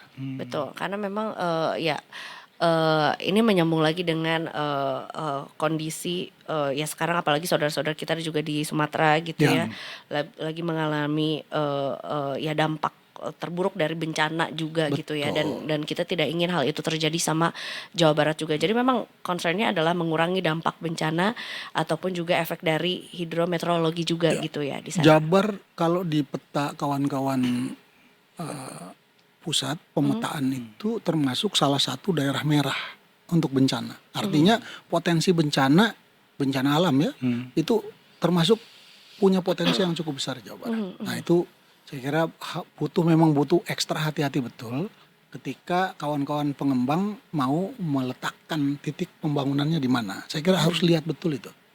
Saya ketika kami pansus RT RW saja, Pak Gubernur Ridwan Kamil menitipkan pada kami bagaimana jika ibu kota provinsi digeser ke Gede Bage. Kami di pansus tegas menolak. Berdasarkan apa? Kami tanya dulu ke Badan Geologi. Pak Dadi, ini wilayah salah satu wilayah rawan. Mohon maaf dia bilang. Tapi kalau mau dipaksa silakan. Termasuk apa? Retakan Bandung. Jadi ini yang saya bilang begini.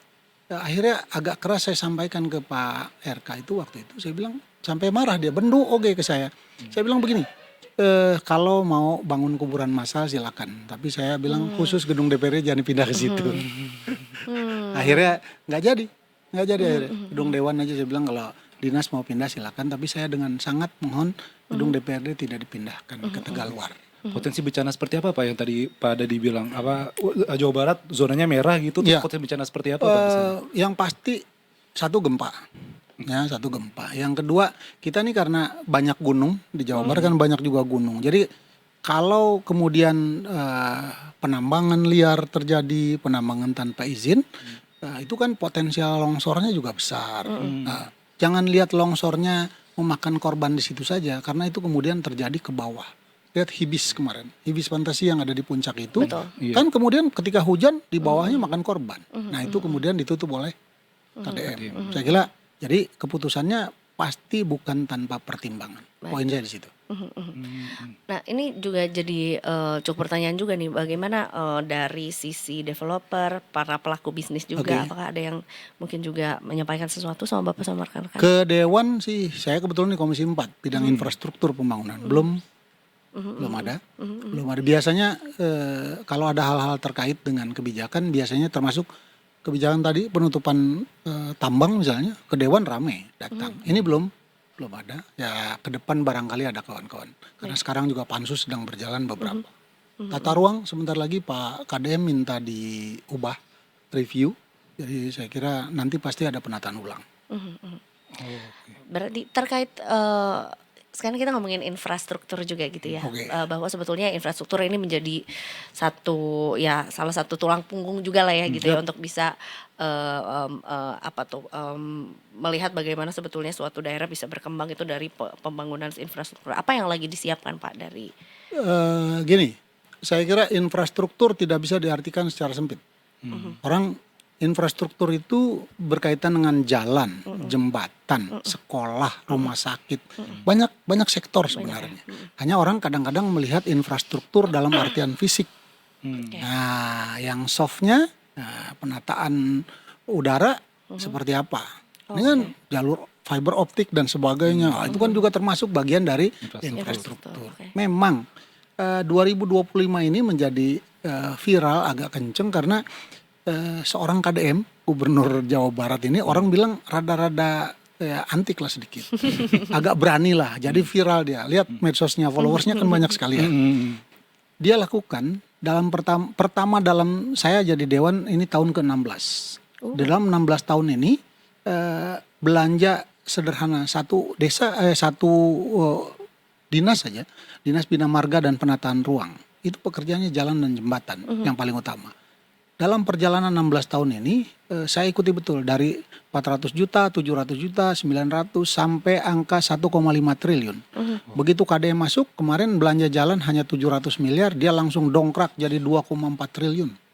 Khusus untuk jalan dan jembatan. Saya bilang ini serius nggak? Ternyata dilakukan serius di 2025. 2026 dia naikkan lagi. Dari 2,4 itu jadi 3,187. Artinya 3 triliun 187 miliar. Itu pun kata kepala dinasnya Pak Agung, Pak Dadi ini target kemantapan jalan kita belum tercapai.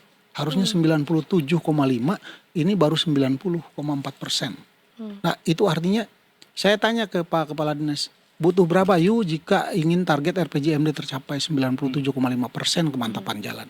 Pak kami minta 5,6 triliun. Saya bilang itu kepala dinas lain bisa tutup itu. Tolong dipahami, saya bilang agak nahan sedikit, saya bilang kan repot kita. Berarti memang kalau begitu Jawa Barat soal infrastruktur Pak ya, maksudnya kan kalau misalnya kita bilang infrastruktur kayaknya Jawa Barat ini udah terbilang daerah yang maju begitu ya, karena tidak dari Jakarta. Cuma tadi pada dibilang ternyata KDM begitu tegas soal infrastruktur, anggarannya juga naik. Berarti memang infrastruktur Jawa Barat ini apakah sedang lagi berkembang untuk lebih maju Pak, atau mungkin yang lebih simpel aja Pak ya. Saya punya teman di Cianjur Pak. Dia itu petani Pak. Dan dia tuh suka berkeluh kesah di medsosnya Pak. Jadi kadang dia kalau bawa cabai tuh jalanannya tuh motornya ya motor biasa apa motor metik begitu, dia bilang, aduh ini kok jalanan begini-begini terus ya, kenapa ya gitu Pak. Saya jadi kayak ada ini nih kayak nangkep nih gitu. Oh jangan-jangan emang masa infrastruktur Jawa Barat masih menjadi PR yang besar begitu ya Pak. Ya, jadi kalau lihat jalan kan dibagi-bagi. Ada jalan kewenangan nasional, itu di Jawa Barat kurang lebih hampir 1.789 km. Ada jalan kewenangan provinsi, itu 2.360-an km. Tapi mayoritas jalan yang ada adalah jalan kabupaten kota dan jalan desa.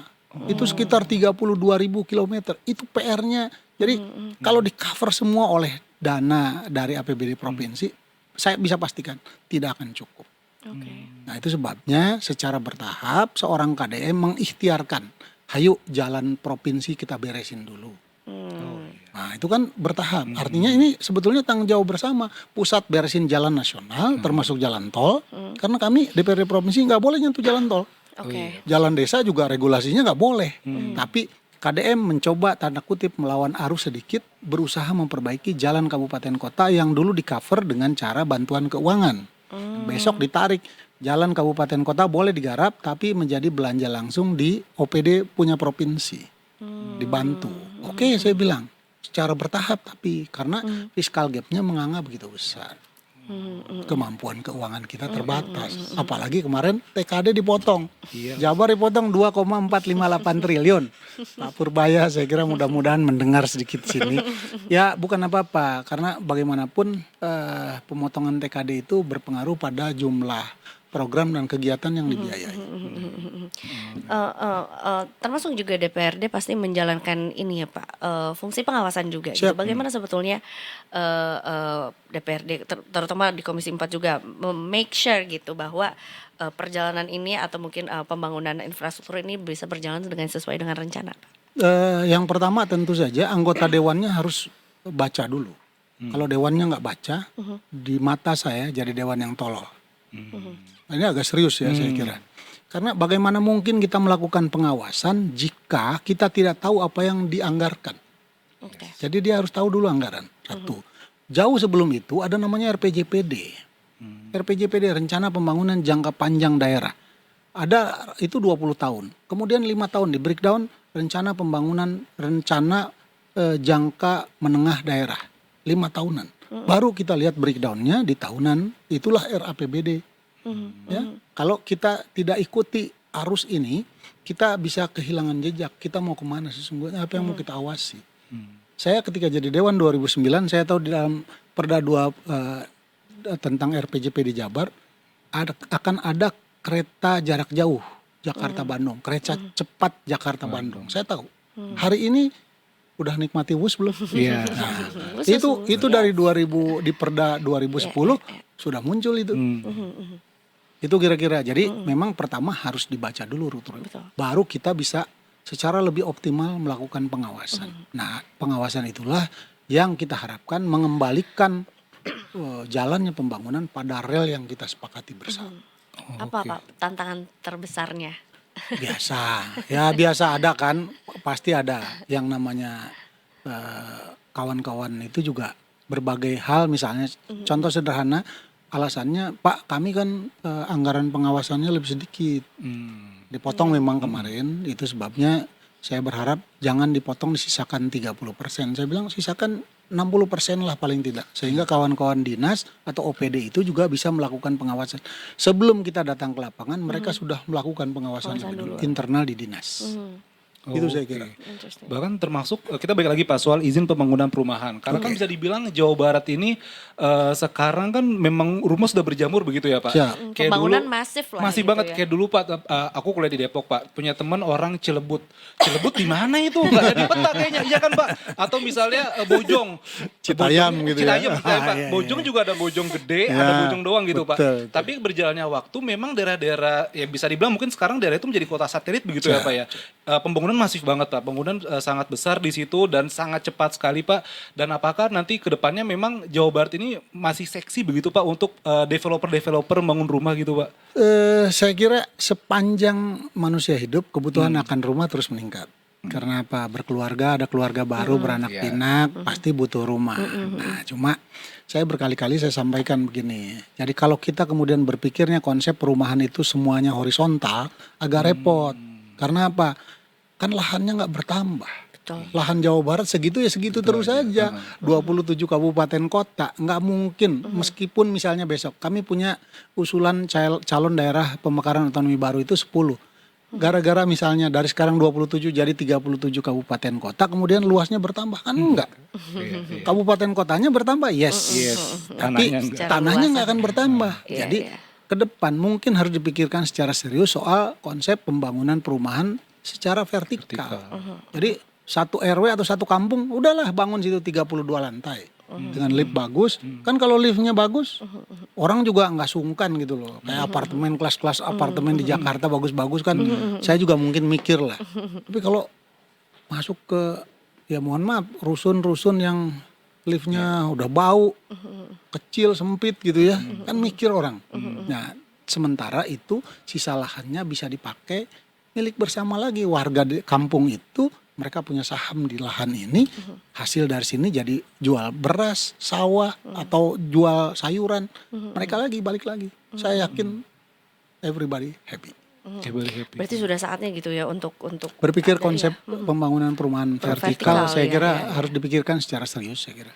Iya. Karena gimana pun juga ya Jawa Barat satu provinsi yang paling padat juga di Indonesia. Iya, juga 51 juta orang lebih penduduk. tinggal di sana. Betul. Sekarang 51 juta, besok begitu nyentuh angka 60 juta, wah tambah aja padat, guyak tuh kalau Tong Sunda bilang. Di situ semuanya juga begitu. Oke. Iya. Sebetulnya juga Pak, bagaimana ini dari Bapak pribadi atau mungkin juga dari rekan-rekan Komisi 4 juga,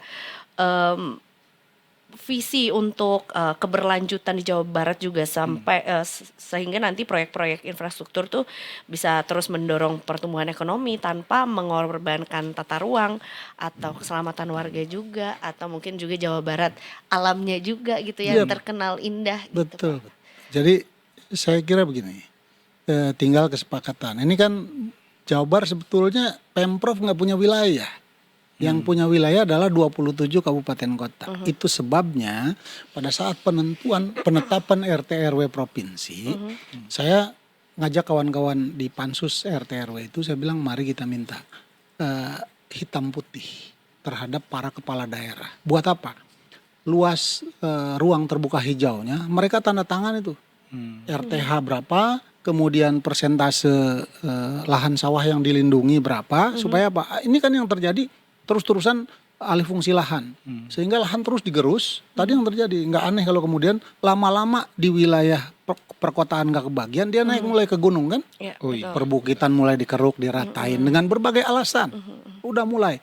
Nggak aneh kalau kemudian longsor dan sebagainya, kan perumahan tiba-tiba orang Sunda bilang rug-rug, longsor, kira-kira begitu. Nah ini saya kira butuh kesadaran bersama, mari kita manfaatkan ruang ini secara bijak, bukan cuma untuk kita, prinsipnya begitu. Bukan, ini kan ruang bukan cuma milik kita hari ini, ada anak cucu kita yang menanggung. Ke depan mereka menanti kebaikan hati kita, sehingga mereka juga ikut tersenyum nanti. Iya sih, betul sih Pak. Betul. Karena saya kan juga tinggal di Depok Pak gitu. Ada tuh sungai di situ yang dulu tuh saya pas lihat sungai ini, wah sungainya lebar nih Pak. Nah, sekarang kok udah tinggal segini Pak. Jalannya dilebarin ya kadang miris sih Pak, kayak ini nggak banjir ya begitu loh Pak. Ada ketakutan sih Pak. Tadi kan makanya salah satunya pertimbangan. Ini di Bekasi ya, ada satu situ, orang bilang setu atau situ ya. Situ dulu katanya begitu luas. Sekarang makin sempit. Saya datang ke situ 3 kali mungkin. Makin ciut.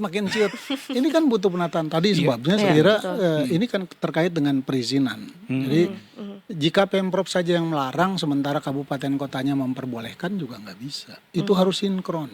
Kebijakan itu sebabnya sesungguhnya perda di provinsi tidak boleh bertentangan dengan peraturan perundang-undangan, dengan undang-undang di pusat. Nggak boleh bertentangan. Regulasinya begitu. Sama perda di kabupaten kota tidak boleh bertentangan dengan perda milik provinsi. Itu saya kira yang paling utama. Jadi tanda kutip agak ditertibkan sedikit. Iya. Biar tetap bisa berjalan Supaya seiringan sinkron. gitu Betul. Sinkron ya, visi misinya sama gitu ya.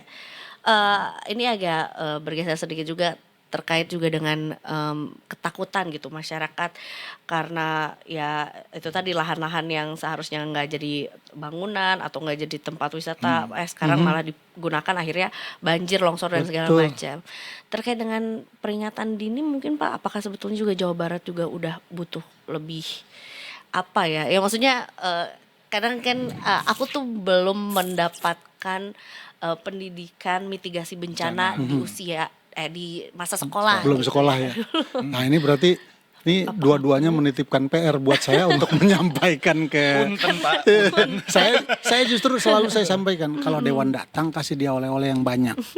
Loh, oleh-olehnya banyak. Saya bilang saya nggak minta jeruk, saya nggak minta anggur, tapi kasihlah bahan untuk pada saat pengambilan kebijakan arahnya mau kemana. Ini bagian yang tadi disampaikan, mitigasi bencana harus masuk ke sekolah secara perlahan, betul ya, supaya adik-adik kita yang bakal meneruskan tongkat estafet pembangunan bangsa ini aware soal itu. Aware, iya betul Pak. Saya kira betul itu masuk, kan juga nggak mesti satu pelajaran sendiri, mitigasi bencana nggak mesti begitu. Betul. Ada di pelajaran apalah lingkungan hidup atau apapun itu kemasannya, saya kira Saya berterima kasih. Nanti insya Allah saya sampaikan juga.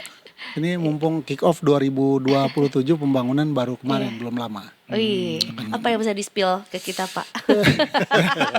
Kan kita pengen tahu gitu. Kan sederhana begini, KDM selalu menyampaikan begini. Bahkan di ulang tahun Indramayu, salah satu momentum, karena dapil saya Cirebon Indramayu, dia sampaikan begini. 2025 masih berkutat pada penyelesaian jalan provinsi tadi.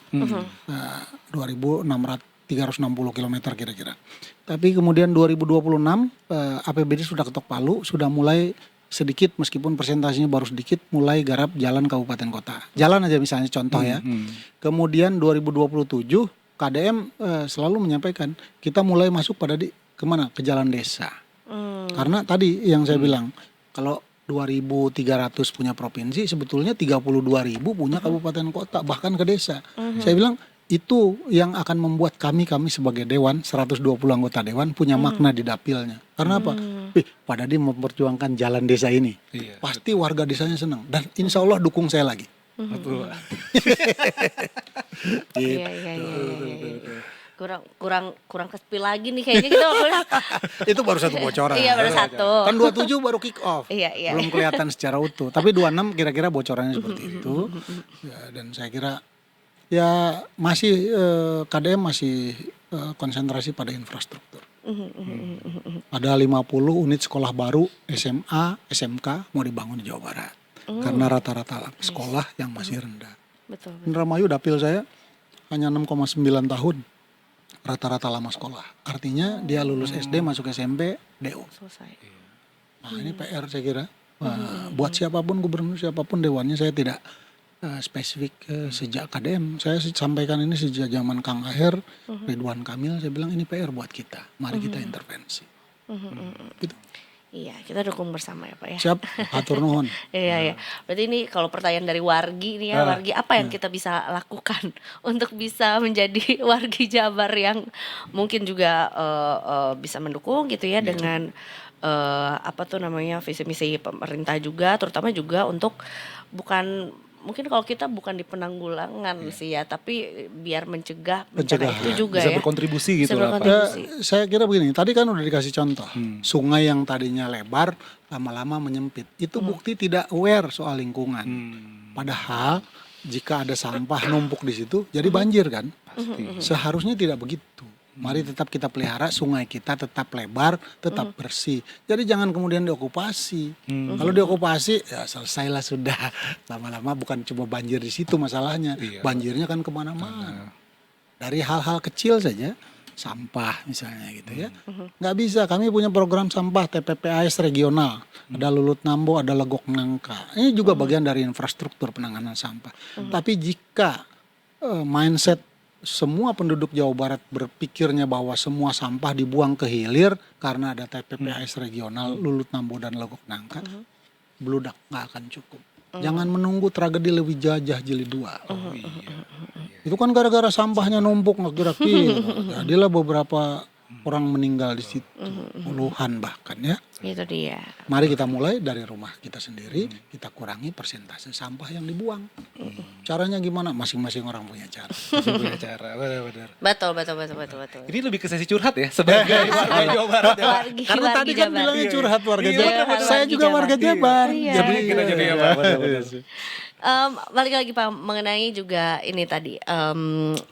Ya di stop dulu lah kurang lebih gitu ya untuk jangka waktu tertentu gitu ya soal pemberian perizinan pembangunan rumah juga gitu. Nah buat yang ini kan milenial Gen Z katanya gara-gara jajan kopi mulu, jajan labubu, nonton konser, nanti susah beli rumahnya. Nah belum lagi nih juga ada pelarangan sementara juga. Bagaimana Pak yang resolusi 2026 yang pengen punya rumah di Jabar? Saya kira jadi mindsetnya agak bukan diubah total, digeser sedikit saja. Jangan melulu berpikir rumahnya konsepnya horizontal. Satu itu. Saya kira. Jadi mari kita mulai berpikir rumah secara vertikal. Karena itu akan menjadi pemilikan lahan bersama-sama. Jadi lahannya tidak akan, balik lagi awal, lahannya tidak akan bertambah Jawa Barat ini. Jika semua kita ingin mengokupasi lahan bersama-sama, balik lagi Jabarnya nggak akan muat. Itu satu. Yang kedua, saya kira ini saya senang saja ketika beberapa perguruan tinggi mulai masuk ke berbagai wilayah. Di Cirebon misalnya ada ITB. Sekarang ada ITB di Cirebon. Dapil saya senang sekali. Begitu ada ITB, wah, meskipun fakultasnya beda-beda. Kemudian ada misalnya Unpad, UKA, Pangandaran. Kan keren kan? Jadi saya sejak kecil, ayah saya guru, ibu saya ibu rumah tangga, selalu dinyanyikan neleng nengkung, gera gede, gera jangkung, gera sekolah ke Bandung. Nah, gera sekolah ke Bandung. Kenapa mesti semua sekolah harus ke Bandung? Kalau di Cirebon saja ada ITB, kalau di Pangandaran ada Unpad. Kenapa mesti begitu? Jadi paradigma ini buat anak-anak Gen Z terutama ya, Gen Z ini kan ya saya mah nggak perlu ke Bandung, ngapain? Saya ITB juga kok, di mana? Cirebon, kan gitu kan? Saya kira ini mulai paradigma berpikir. Anak Bekasi ngapain ke Bandung? Ada bisa kuliah ke Depok lebih dekat. Ada UI Depok, paling banter ke Bogor. Ada IPB di Bogor. Oke? Jadi itu ya, maksudnya pesona Jawa Barat tuh bukan cuma di Bandung aja. Bukan cuma Bandung. Banyak juga Jawa Barat lainnya juga. Ya.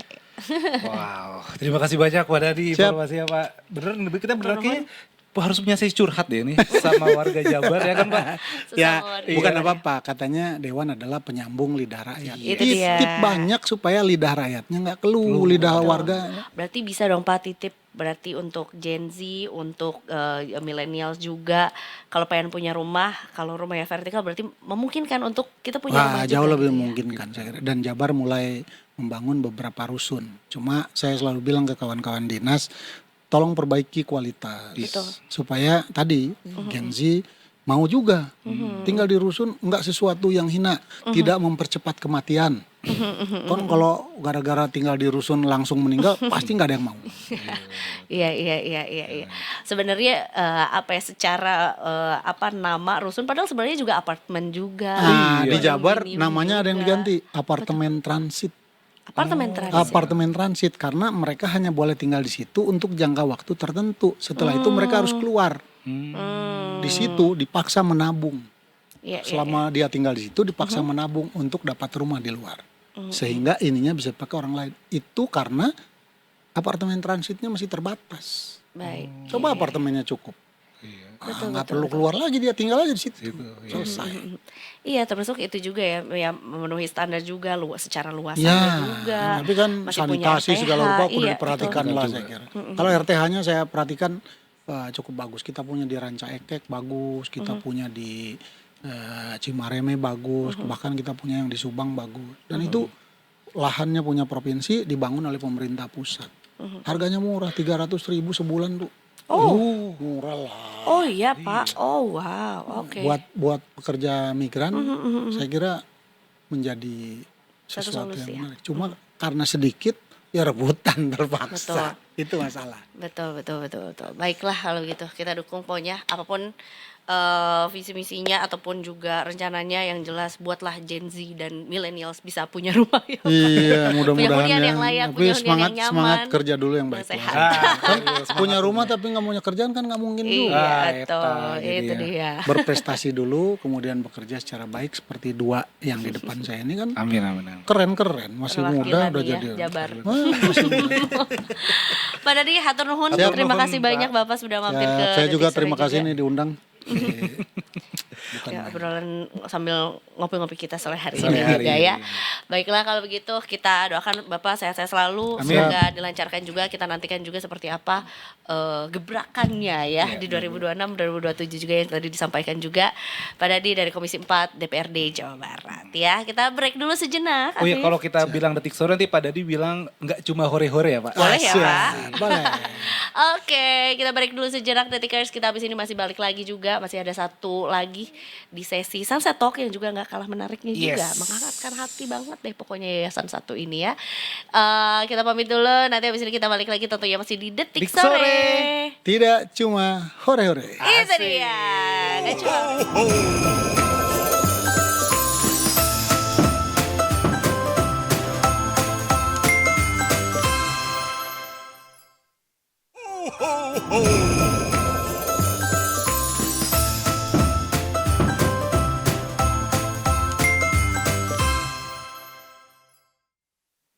We're back, Detikers. Enggak cuma hore-hore.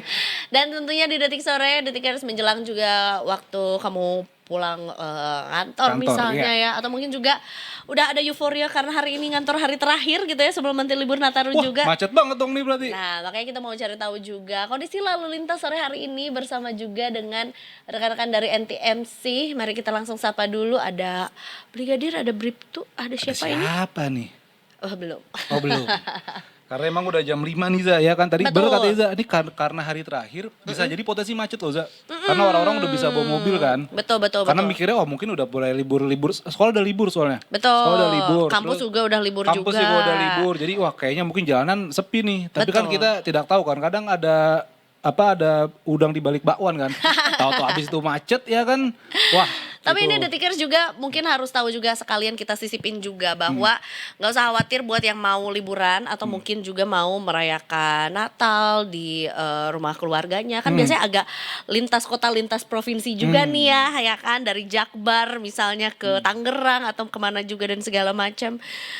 Sepanjang 25 sampai 26 Desember nanti itu juga ganjil genap tuh ditiadakan. Jadi aman, santai, sentosa buat Detikers juga yang mau mengunjungi rumah rekan-rekannya, rumah teman-temannya, rumah keluarganya juga di libur Natal 2025 ini juga. Jadi ini sudah disampaikan juga peniadaan ganjil genap di tanggal 25 dan 26 Desember 2026. Termasuk juga ganjil genap ini ditiadakan pada tanggal 1 Januari 2026 juga ya karena memang tanggal merah gitu. Oke, langsung saja kita nih Za, udah siap kayaknya. Ada siapa di seberang sana ya? Selamat sore. Selamat sore. Selamat sore, Afif dan Eiza. Halo, selamat sore Brigadir Rizka ya. Hari ini sudah mampir juga ke Detik Sore nih kayaknya juga cukup ramai jalanan yang ada di belakang Brigadir Rizka juga. Boleh mungkin langsung disampaikan aja informasinya. Betul. Silakan. Ya baik, terima kasih Afif dan Eiza. Saat ini saya sudah berada di kawasan Cikopo yang mana bisa kita saksikan bersama langsung di belakang saya bagaimana kondisi arus lalu lintas jelang perayaan libur Natal 2025.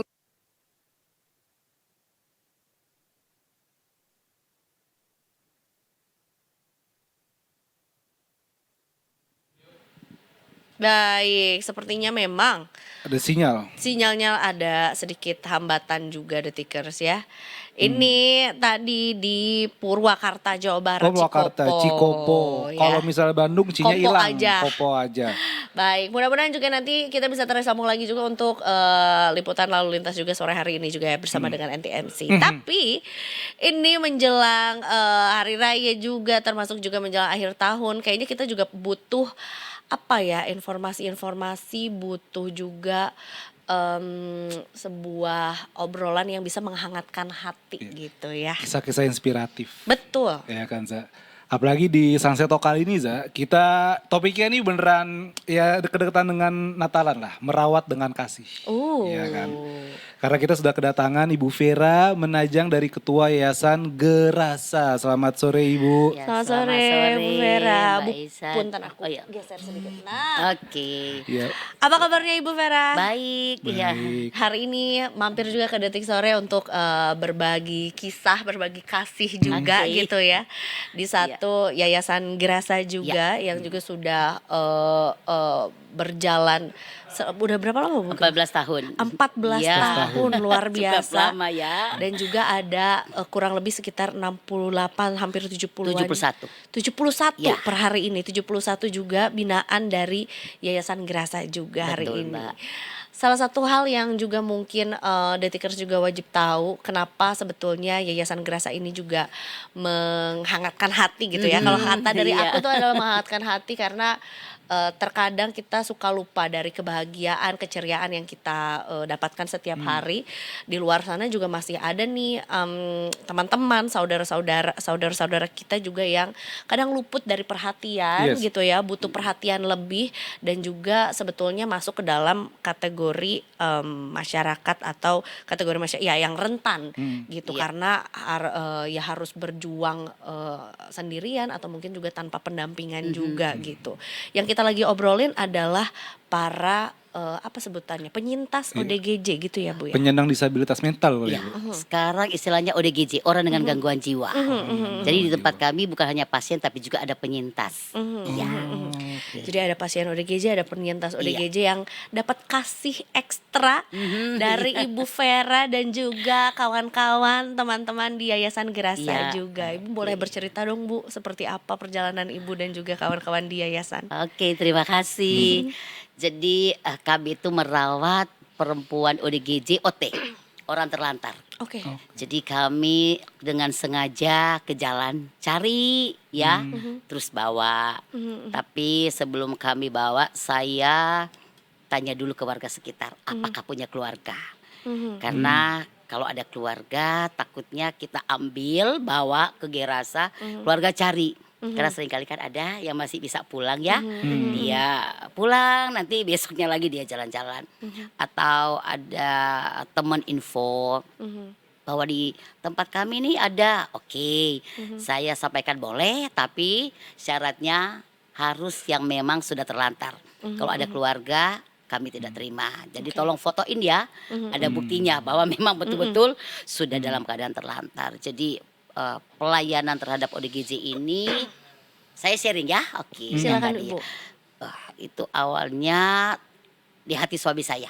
Sebenarnya bukan dari saya Mbak dan Bang Afif, karena bagi saya, aduh ngurus ya kita ibu ya, ngurus anak aja kita adakalnya suka agak oktavnya agak naik ya. Dan kita perempuan pikir, aduh gimana caranya saya mau urus orang seperti ini. Jadi satu ketika suami saya sharing bahwa dia terpanggil lah untuk rawat ODGJ. Nah saya berpikir orang rumah, pasien rumah atau laki-laki, ternyata ya yang Tuhan taruh di hati dia itu adalah perempuan. Nah saya tanya alasan kenapa perempuan gak laki ya. Karena kalau laki ya berarti itu tanggung jawab dia, bukan tanggung jawab saya kan. Gak mungkin kalau laki saya harus mandiin. Bu Vera udah bagi tugas ternyata ya. Iya, tugas urus anak gitu kan. Jadi saya pikir ya mungkin laki-laki. Tapi dia katakan perempuan. Saya tanya alasan. Saya belum kepikir ya mengapa harus perempuan. Jadi dia sampaikan perempuan itu sangat rentan dengan tindak kejahatan. Saya mikir kejahatan apa gitu loh. Masa ada orang yang mau isingin perempuan. Dan ya setelah kita akhirnya telusuri ya dan amati ya dengan berbanyak informasi. Ternyata wanita yang ODGJ di jalan juga bisa mengalami kekerasan seksual. Ada akhirnya diperkosa, hamil, melahirkan ya. Sekarang untuk cari berita itu sangat gampang. Nah, jadi dengan alasan itulah akhirnya ya kami putuskan perempuan. Berarti kalau perempuan tanggung jawab saya. Ya, mulailah itu Oktober 2011. 2011. Jadi tahun ini 14 tahun. Iya. Rumah Pemulihan Gerasa. Gerasa ini gerakan abadi kasih. Gerakan ASI. Gerakan Gerakan ASI. Jadi satu gerakan kasih yang abadi, Asih yang gak semua orang bisa lakukan itu Iya, intinya iya, ya. iya. Iya. Bu, 14 tahun berhadapan dengan ODGJ perempuan yang ya itu masuk kategori rentan, yang ditelantarkan oleh keluarganya, yang mungkin juga agak sulit untuk men-track asal usulnya gitu ya, Betul. seperti apa. Bagaimana Bu Nah, menghadapi? untuk menghadapi mereka, jadi gini loh, dari kami keluarga sendiri sudah komitmen untuk menerima mereka sebagai bagian dari kehidupan keluarga kami. Jadi menerima mereka apa adanya. Nah disitulah akhirnya kami fokus kepada pelayanan kasih. Apalagi wanita ya, rentan yang namanya dia luka akibat masa lalu. Dan ternyata setelah kami ajak bicara, ngobrol dari hati ke hati, masalah mereka yang paling kompleks itu adalah masalah keluarga.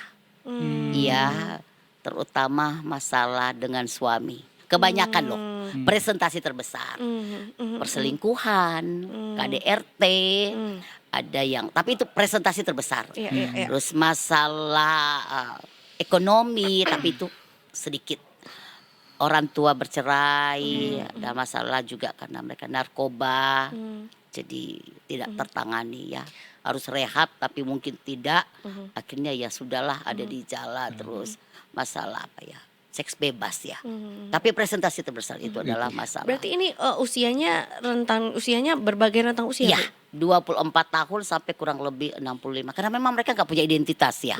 Oh iya. Saya hanya lihat Iya. aja dari fisik. Oh ya, kira-kira dengan seperti ini ya umurnya ya. Karena ada yang masih ingat, tapi ada yang udah lupa. Lupa. Ya awalnya saya tanya umur berapa? 5 tahun. Kan nggak mungkin 5 tahun. Ya. Ya jadi ya seiring waktu sih ya pada akhirnya ya kalau memang mereka masih ingat. Tapi sekarang mereka bilang lupa ya. Tahun berapa ya saya lahir? Ya kita mau paksa juga kan nggak bisa. Ya Bisa, sudahlah. iya. Saya bilang ya sudahlah. Yang penting ya saya tahu aja kamu kira-kira umur berapa. Dan juga dalam merawat warga binaan di Gerasa ini, Ibu Vera tidak menggunakan obat ya Bu dalam proses pemulihan, melainkan dengan kasih dan rohani. Betul. Apa tuh Bu ceritanya Bu? Iya, tadi saya sampaikan. Jadi terima mereka awalnya. Ya, jadi itu yang harus jadi basic kita. Menerima mereka sebagai bagian dari keluarga kita. Nah, disitulah saya masuk dengan merangkul mereka. Jadi pendampingan setiap hari. Jadi saya latih mereka. Nah, memang awalnya mereka menolak. Ya, terbuka juga enggak. Mulutnya itu seperti ditutup. Ya, tapi saya percaya sih dengan kesabaran dan kasih setiap hari karena setiap orang siapapun dia enggak ada yang nolak kasih. Apalagi mereka merasa selama ini tidak disayang. Nah, sekarang kita hadir untuk menyayangi, mengasihi. Nah, itulah lama-lama ya dia bisa diajak ngobrol ya. Meskipun diajak ngobrol masih lari-lari kemana ya semaunya dia. Tapi gak apa-apa dengan penuh kesabaran ya. Dan tentunya kita juga diujilah kesabarannya. Nah, saya awalnya rawat mereka jatuh bangun ya. Hatinya juga belum mantap awalnya. Dan 2 tahun pertama saya stres. Cumanya saya bisa mengelola stres saya. Hampir tidak bisa mengelola. Nah, kalau nggak bisa mengelola akhirnya apa? Bisa depresi kan? Nah, Betul. jadi 2 tahun pertama saya ada dalam titik terendah. Nggak kuat. Berapa Bu jumlah warga binaan pada Ketika saat saat itu. Baru 9 orang sebenarnya. Itu 9 orang saja udah nggak kuat loh. Ya, ini yang 71. Iya, hari ini Nah, udah iya. 71 loh, luar Ya, biasa. dan banyak juga yang sudah pulang. Gitu kan. Jadi 9 orang saya nggak kuat. Nggak kuatnya saya ini karena rawat mereka ya dari kebersihan ya. Itu aja. Nah, kita di rumah ya saya sendiri dan keluarga harus membersihkan. Kan nggak mungkin suami yang membersihkan. Berarti kita yang perempuan yang membersihkan. Jadi perempuan yang ada di rumah itu ya saya, ada kakak saya. Nah, itulah kami yang in charge dengan mereka. Jadi yang nggak kuat saya itu untuk kebersihan mereka, maaf. Mereka buang kotorannya sembarangan. Di mana mereka berdiri karena sangat lama di jalan. Mereka tidak pernah mengenal MCK selama sakit. Gak ada orang juga yang berani bukain pintu rumah. Yuk kamu mau buang air besar, ya udah deh ke rumah kami. Nah, itu berarti tantangan buat kita. Nah, sekarang mereka kita rumahkan. Nah, berarti kan kebiasaan di jalan itu masih terbawah. Ya, apalagi pasien yang baru. Jadi itu satu tantangan. Betul-betul saya stres berat. Sampai saya bilang sama suami, ya sudahlah, buang ulang di jalan, gak ada beban buat saya bilang, gak kuat. Tapi ya akhirnya sih ada satu pernyataan dari anak saya. Misalnya saya nggak kuat, pasti saya akan diberi kekuatan oleh Tuhan. Dan anak saya bilang sama saya, sebenarnya saya tuh harus bersyukur ke Tuhan bahwa dari sekian banyak perempuan di dunia ini saya salah satu yang dipanggil, yang dipilih. Pastilah ada kekuatan. Dan disitulah saya bangkit. Saya akhirnya merenung, ya benar juga ya. Pada akhirnya saya terima. Meskipun awalnya tolak terus terima, terus sekarang saya akhirnya tolak. Akhirnya saya mikir, oh iya ya. Ada stage itu ya Bu Iya, ya, penolakan betul. denial Iya. Maju itu ya Bu. mundur. Ya, ya. dan itu satu proses yang harus saya jalani. Sampai pada titik akhirnya saya menerima. Berarti kan saya harus lalui masa-masa yang tersulit buat diri saya sendiri. Karena maaf loh Mbak Isa dan Mas Afif. Keluarga saja buang. Ya, Iya. buangnya ini ya kita gak tahu lah alasan dia. Ya, pasal keluarga. Tapi gini, keluarga saja tidak berjuang untuk cari. Sekarang orang itu hadir di keluarga kita. Terus saya sendiri harus urus. Kira-kira bagaimana? Ya, jadi hati saya sendiri pun itu ada satu pergolakan. Jiwa lah. Jiwa saya juga berontak. Kayaknya saya nggak kuat. Ya sudahlah. Nah, tapi akhirnya saya bangkit lagi. Itu 2 tahun. Setelah lepas dari 2 tahun ya sudah. Saya sudah enjoy dengan mereka, menikmati hidup ya. Jadi itulah proses dan akhirnya saya bersyukur ya mereka semakin pulih. Luar biasa banget. Iya. Luar biasa banget. Makanya saya ada di studio, saya bisa tinggalin mereka kan. Iya, luar Oh biasa. iya benar iya. Luar biasa karena ya itu tadi ya bukan saudara bukan Iya. gitu ya. Kerabat bukan, kerabat teman bukan. kenal Temen. enggak, Ya, gitu kan. Tapi kita ketemunya di jalan. Nah, dan juga riwayat hidupnya dia sama sekali kita nggak tahu. Pemicu stresnya dia sampai akhirnya seperti itu juga kita nggak tahu. Itu satu tantangan buat kita tersendiri. Tapi sekali lagi saya selalu melihat begini satu sisi dalam hidup kita manusia ya bahwa setiap manusia itu berharga. Ya, kita berharga. Jadi itu yang harus kita perjuangkan, memanusiakan manusia. Maaf loh, Mbak dan Mas, binatang aja, hewan piaraan aja kita bisa upayakan kok, ya, diurusin dengan baik. Masa iya sih manusia? Tidak ada satupun dari kita yang bercita-cita, big dream. Nanti kalau saya dewasa, saya ada di jalan. Mau nggak kita seperti itu? Semua apalagi kita perempuan, maulah. Suatu saat kita berumah tangga yang baik, menjalani kehidupan rumah tangga yang baik, meskipun ada banyak masalah. Tapi ya minimal lah ada baik-baiklah suami istri. Terus saat ini akhirnya kita ada di jalan. Nah gimana? Nah misalnya kalau saya dan Mbak Isa yang ada di posisi mereka. Ya gitu wah, kan. pontang-panting gitu iya. lah istilahnya ya Bu ya. Betul. Makanya sebetulnya juga ya itu tadi dia ya merawat dengan kasih adalah kuncinya juga dari ibu. Ya di 2 tahun pertama ada penolakan, ada rasa kayak ngapain ya saya. Saya bilang, aduh kayaknya saya nggak ada kerjaan deh. Karena gini, saya nggak bisa kemana-mana juga. Jadi Iya, harus untuk jagain dong. kaki tuh kayak diikat, ya. Kalau saya keluar saya pikir nanti mereka di rumah Gimana? ngapain? Nanti ada hal yang tidak diinginkan terjadi. Jadi akhirnya ya kita juga butuhkan refreshing ya buat jiwa kita. Setiap hari kita ada di situ lihat mereka. Kalau kita nggak kuat transfer atmosfer. Mereka aneh-aneh. Karena gini, kan yang masuk ke kita itu kan yang aneh-aneh setiap hari. Nah kalau hati kita sendiri nggak kuat dengan goal kita apa sih? Setiap hari kita lihat seperti itu, ya otomatis menekan jiwa juga kan. Ya itu manusiawi lah.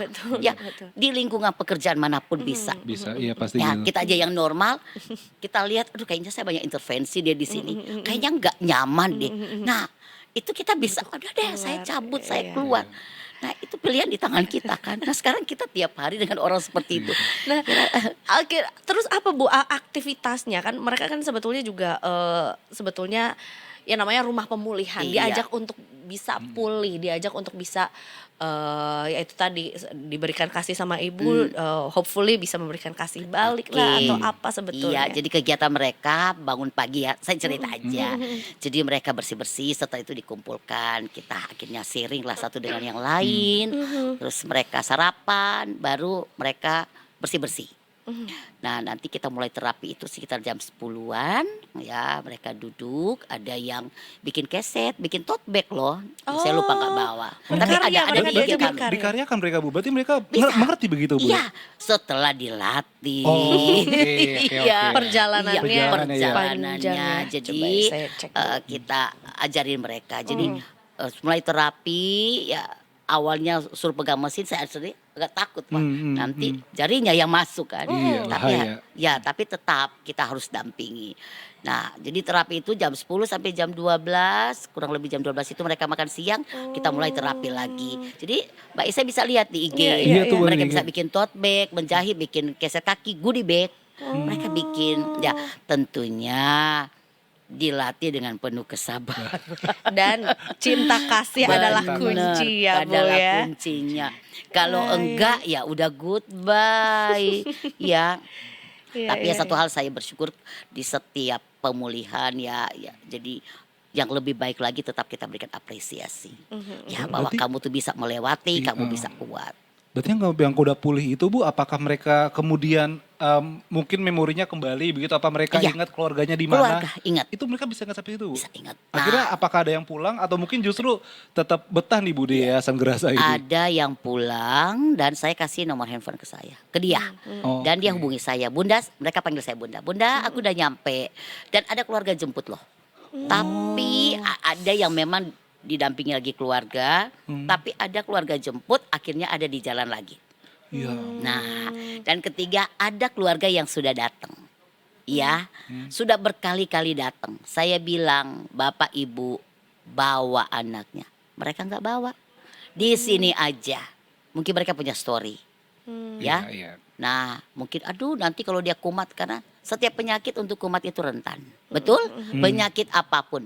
Kalau tidak bisa memanage pola hidup dan pola makan. Nah, kalau sakit yang fisik, tapi kalau psikis jiwa, sekali lagi kalau mereka tertekan dalam keluarga dan keluarga kita tidak edukasi. Biasanya kalau ada keluarga jemput, kami edukasi keluarga. Kita jangan bebankan dia terlalu berat seperti kita orang normal yang belum pernah depresi. Kita berikanlah dia space lah, ya, memahami. Nah, kalau keluarga nggak siap, nah pasti kan orang itu down. Iya, Ya, betul. dan keluarga itu kan sebenarnya harus memberikan support tanpa syarat ke salah satu keluarga mereka yang sakit. Nah, tapi kalau keluarga sendiri nggak bisa ya untuk berikan support, ya akhirnya bisa down juga kan. Jadi akhirnya ya sudahlah. Sekarang begitu keluarga nggak ambil, saya bayar sudah tinggal dengan kami keluarga.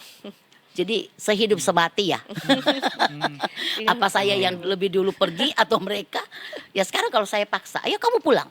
Iya. Pulangnya kemana? Dan mereka nggak tahu lagi. Saya tanya, Kak, kalau kamu punya rumah, pasti kamu bisa pulang. Dan mungkin, ya mereka ekonomi lemah sih ya. Bunda, saya tahu ya kami rumah kontrakan ya. Rumah kontrakan. Dengan bertahun-tahun dia di jalan. Apakah masih tetap ngontrak? Masih di Ya, situ. iya, pasti ya. Mungkin sudah punya rumah sendiri. Nah dia sendiri nggak tahu. Gitu. Seperti itu sih. Bu, ini di momen yang tentunya juga ya kita berharap juga kita selalu dilimpahi atau kita juga selalu diliputi cinta kasih juga oleh Iya, orang-orang amin. sekitar kita juga gitu. Tapi apa Bu pesan dari Ibu juga setelah 14 tahun membina teman-teman saudari-saudari yang ODGJ juga, apa-apa yang bisa Ibu sampaikan sama kami juga biar bisa memberikan sumbangsih, bisa memberikan asas kebermanfaatan yang lebih juga untuk masyarakat gitu. Oke, memang orang selalu memberikan stigma kepada pasien ODGJ. Tapi dari saya ya yang selama ini hidup berdampingan dengan mereka 14 tahun. Berikanlah kasih sayang buat mereka. Jadi dukungan tanpa syarat. Nah disitulah keluarga bisa mencintai. Karena keluarga tahu ya pemicu stresnya apa. Jadi kan keluarga bisa adakan pendekatan. Bukan berpikir saya taruh di yayasan. Yayasan itu bukan tempat yang terbaik. Tempat yang terbaik itu adalah Di rumah. keluarga. Nah disinilah keluarga ya harus menerima mereka apa adanya. Dan berikan dukungan setiap saat ya.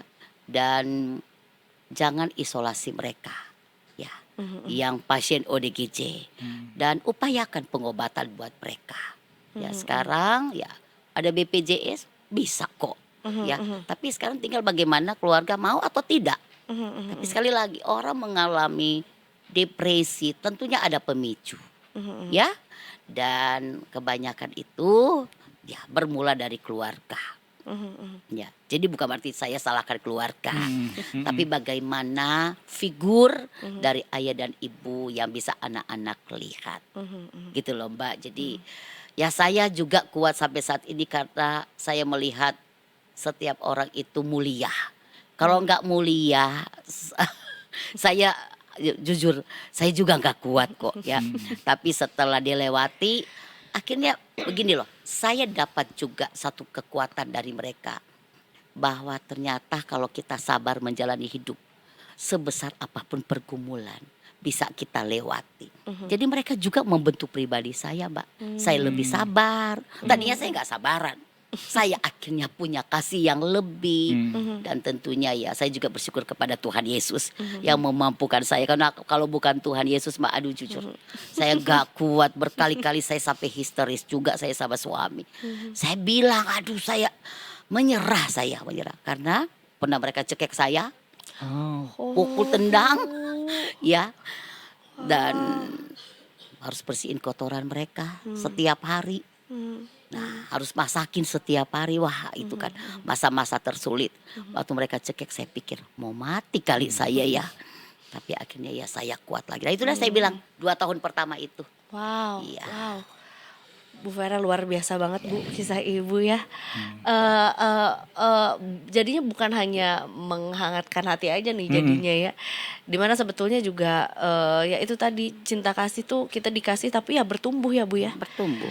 Cinta kasih itu juga ada karena ya kita percaya gitu bahwa sebetulnya ada nih yang bisa memberikan kita lebih besar lagi kekuatan Betul. untuk bisa menghadapi ini juga, termasuk juga ketika keluarga mereka, lingkungan mereka nggak bisa memberikan cinta kasih yang cukup, ya semua itu diberikan melalui Ibu Vera dan juga kawan-kawan di Yayasan Gerasa juga.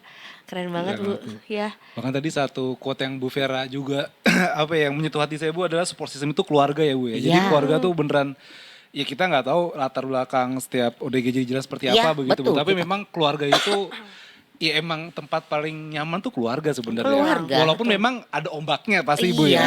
Tapi betul. memang ketika itu terjadi ya maksudnya ketika ada perdebatan di situ ya tentu balik lagi setiap manusia tuh mulia begitu. Ya, mulia. Ya, karena kita ada, saya percaya kita punya tujuan.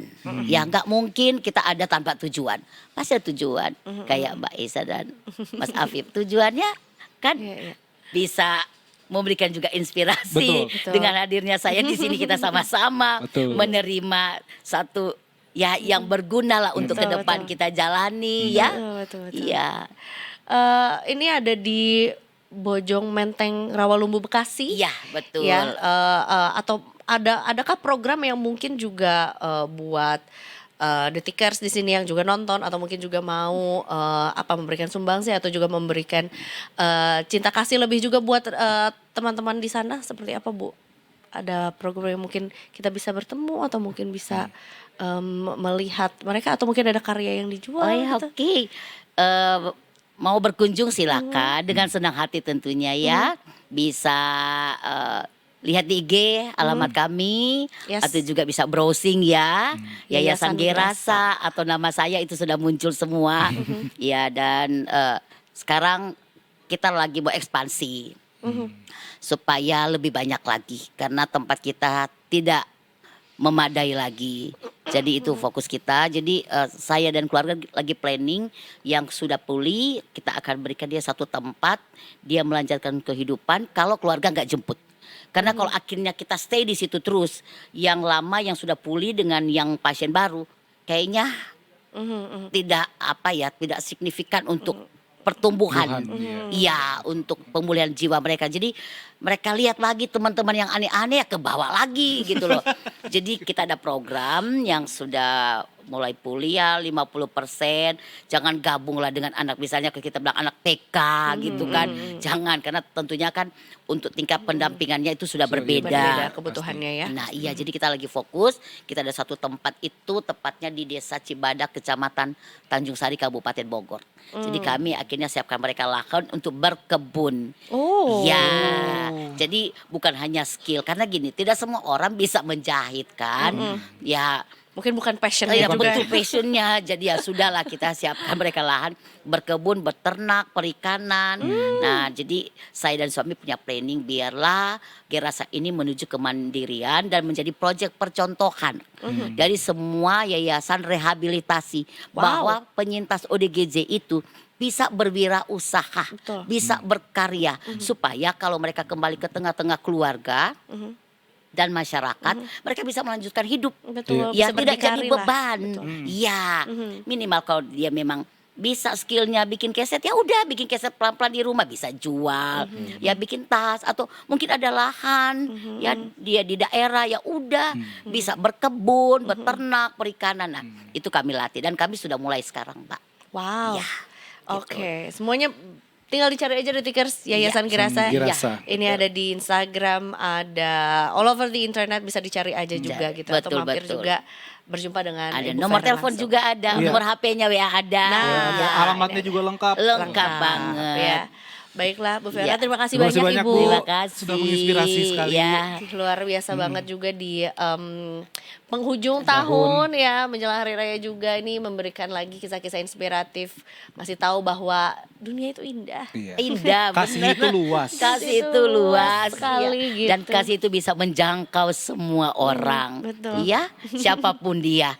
Bisa kita memberikan kasih, orang itu akan senang dan terima dengan sukacita kasih itu. Pokoknya Ibu, pokoknya sehat-sehat Sehat Ibu. selalu ya, Bu Amin. Vera. Sehat-sehat Ibu dan suami juga. Kemudian juga titip salam buat saudari-saudari yang Ya. ada di sana juga Kita ya. tunggu juga kedatangan. Iya. Mudah-mudahan Mas kita Afif bisa dan Mbak Isa. mampir ya. Iya, Pokoknya yang mampir. jelas kasih oke. energi yang luar biasa juga buat saudara-saudara yang ada di sana juga. Dan tentunya ini jadi akhir juga ya perjalanan Detik Sore dari jam 3 sore tadi ya Kak Afif ya. Kita udah cerita lumayan banyak juga, udah ngobrol banyak juga sama Detikers. Macam-macam ya hari ini, ngomongin MBG lah. Ngomongin MBG lah, ngomongin infrastruktur sampai ngomongin kasih juga. Nah itu tadi dia ya. Jadi kita akan tutup hari ini Bu. Jadi kita mau minta tolong sama Ibu juga. Jadi kalau kita tutup dengan bilang Detik Sore, Ibu boleh jawab dengan Enggak cuma hore-hore. Oh, Gitu oke. ya. Ya. Oke. Kita akan kembali lagi besok Detikers Senin sampai Jumat dari jam 3 sampai jam setengah 6 sorenya. Eiza Magfira pamit dulu. Ayo Farhan cabut, segenap web bertugas juga cabut. Kita tahu besok di Detik Sore. Nggak cuma hore-hore. Ho, ho, ho.